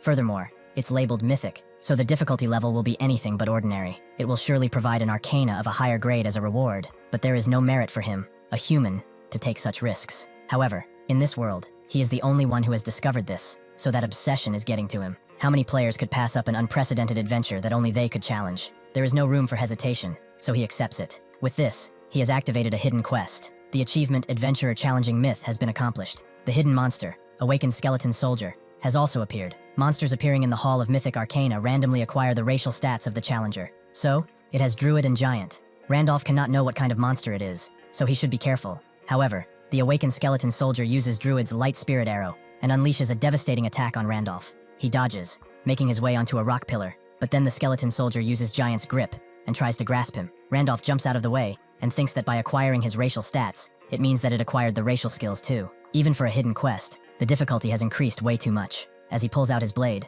Randolph is informed that all of the constellations of the 100 Stars Temple show interest in the hidden quest and have begun to watch him. He never really expected he would be watched by all of the constellations. Either they're incredibly curious about a hidden quest, or they come to enjoy watching him suffer, one or the other. He uses Star Pierce on the skeleton, which now evolves to level 2, and the energy of the star circulates through his body for 76 seconds. He wanted to enjoy this encounter as much as possible since it's a monster he has never beaten before, but it will have to end quickly. If he drags out this fight for too long, he doesn't know what kind of insult those constellations will hurl at him. The people outside of the hall are shocked. The lights on its top floor have turned on. Just who is it? He thought all of the monsters were already out. He must be the strongest and worst existence. He's definitely a guy vicious enough to transcend all species. He is bound to be an overwhelmingly horrible monster. Isaac is shocked. He wonders if he's really that raven. He climbed to the 5th floor, which is not reached even by the White King. Suddenly though, everyone makes way as the 4 great warriors appear. The Great Earth Dragon notes that it's been a long time since they've all gotten together in one place like this. The Snake King notes it hasn't been that long. It's only been 2 years and 87 days.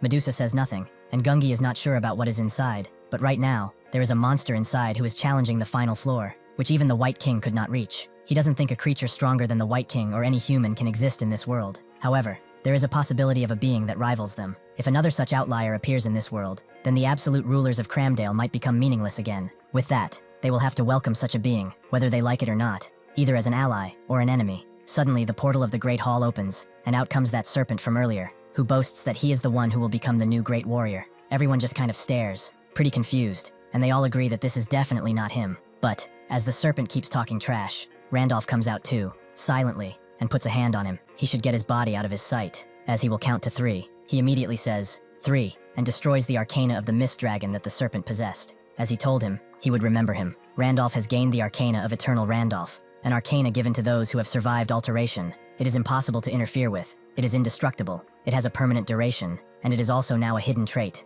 and it can permanently destroy arcana of a lower grade than Eternal Randolph. Because he has also completed the quest, he has also gained a level up, along with the praise of the constellation. Out in his meditation chamber, the White King smells something interesting, a scent of high status that he has never smelled before. This is really intriguing. This is the master of Cramdale, the White King himself. After Randolph cleared the 5th floor, the tower stands in awe at his choice to see himself fully realized. He has obtained the cheeky challenger who became myth itself. His fame increased by 500, and the tower promises his challenge will be recorded forever in the halls. As a reward, he has obtained the out-of-specification grade arcana, Eternal Randolph. Since there are no further rewards to be obtained from the tower's reward list has been replaced by the reward list of the 100 Stars Temple constellations. Randolph couldn't tell exactly what these were, and he doesn't need to decide on them right away. More importantly, he was focused on this new ability that also counts as a hidden trait. He has a colorless, odorless, and shapeless arcana. He can't see it, but he can definitely feel it. For now, he should head back outside. The serpent wails as he demands to know what Randolph did to his arcana. It is impossible to think that his status is being denied by a raven.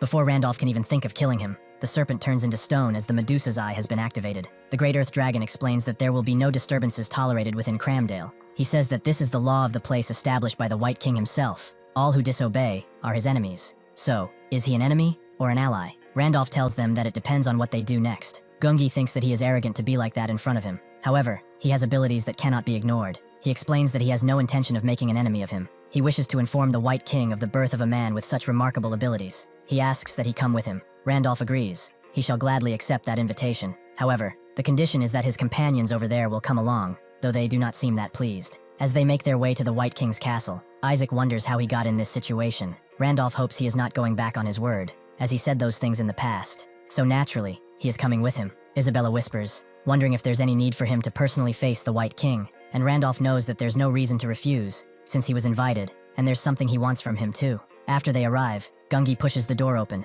revealing the White King's residence. The 4 great warriors bow their heads down, and the White King asks if the raven behind them is the one who reached the top of the Hall of Arcanas. He looks quite shabby, but he is pretty interesting. Randolph approaches and remarks that the White King has no manners for a first meeting, shocking absolutely everyone in the room. The White King is surprised as well. He says, "Manners, huh? Do I really need to show any?" He unleashes his aura, and as expected of a final boss, it's a pressure so overwhelming that Randolph's heart would give out, if not for his hidden traits. Monsters in Pangenia can level up just like players. Experience can be gained by killing other monsters or defeating players and NPCs. The difference from players is that there is no upper limit to a monster's level. Naturally, leveling isn't easy since they must risk their lives every time, but in theory, as long as they survive, they can keep leveling up indefinitely. Furthermore, a level 11 monster is equivalent to a level 10 1-star monster, and a level 12 monster is a powerhouse on par with a level 10 2-star player. The White King, before his eyes right now, is someone much stronger than that. Randolph's entire defense traits activate, as the White King is level 15, and now that Windhelm and the Demon King are gone,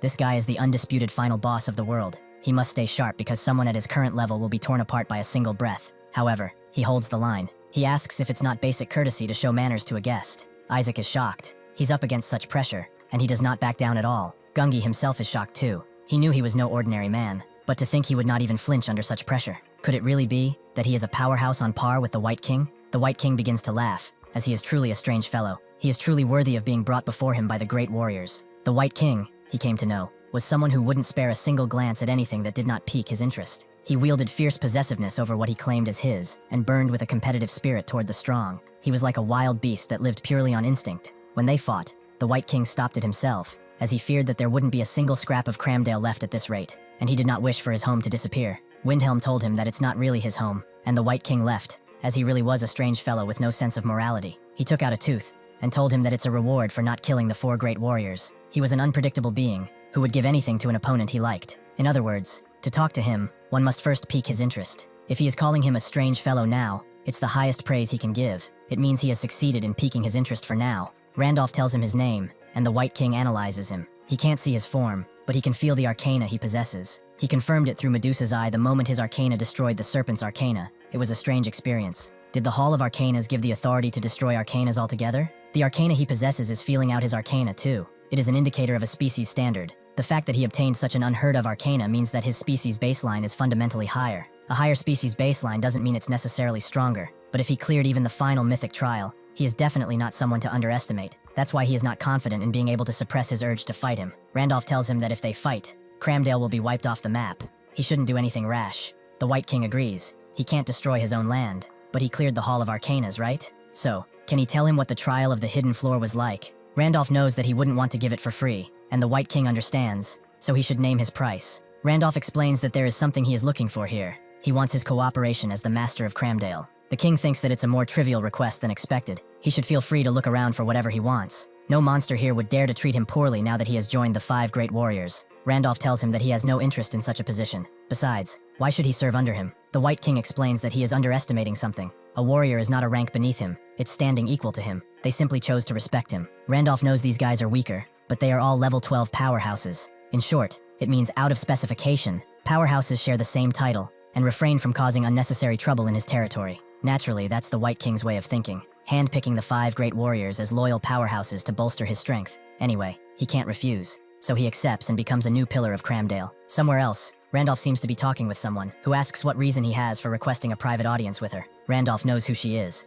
She is the master of the Necro Valley, and the king of the dead. There is something he wants to find in Cramdale, so he requests her cooperation. She refuses, as she has no time to waste on such trivial matters. He is better off asking the other warriors. Randolph knows that he was promised cooperation in the name of the White King, but the Snake King wonders what he could be searching for to invoke his name, and why her of all people. Randolph explains that the thing he has been searching for in this land is her. He likes her, and wants to be invited to her sanctuary. The other 2 are simply stupefied to see what is going on. The Snake King immediately recoils. She doesn't want to even think that he joined the 5 great warriors with impure intentions of coveting someone like her. She did not take him for such a type, but he's got a lot of nerve. If he thought it would be that easy, he is dead wrong. Randolph tells her that she shouldn't talk nonsense. He heard rumors that she has a deep appreciation for the arts. That's right, he has been in search of an artist like her. He heard her sanctuary is lined with exquisite works of art, right? Would she care to show him the corpse art she keeps there? Just before leaving the Knight's Garden, Randolph requested from Andrew a letter of absolution, as he thinks he will have some personal use for it. Andrew noted that, as much as he would like to hand it over,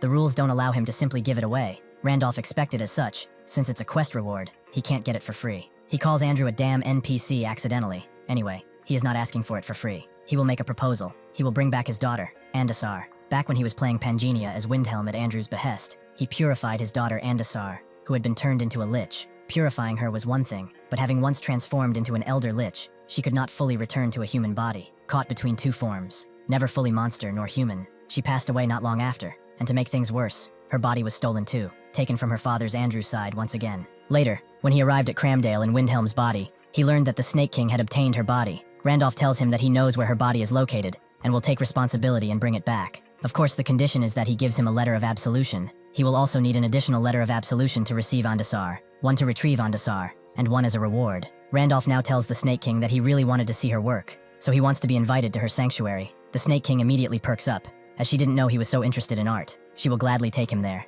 In the outskirts of Cramdale, the castle of the Snake King resides, and as they go in, the Snake King notes that he should make himself at home and not mention it. A monster who appreciates art is always welcome here. Isaac is simply stupefied. First the White King and now the Snake King's sanctuary. He's having all this experience he never imagined in a single day. Isabella tells him to get used to it, as unimaginable things will keep happening. He's surprised she's so calm, but she served under the Starbearer longer than anyone, so she is used to it. He shouldn't forget she's second in command. Isaac is also confused by the Snake King. He thought she was a madwoman who turned an entire city into a field of corpses, but she doesn't seem particularly hostile. As she opens her inner sanctuary, they see that her art is just a bunch of corpses and skins strewn together in different ways. She asks how it is. It feels strange to say it, but she is quite fond of these pieces. Naturally, Isaac and Isabella are scared, and naturally the Snake King takes this as an insult, wondering how he dares to insult her art. Isaac immediately explains that this was not his intention, and he apologizes. Didn't she say disturbances are forbidden in Cramdale? The Snake King doesn't care. A great warrior holds the same standing as the White King, so killing one of them won't be a problem at all. However,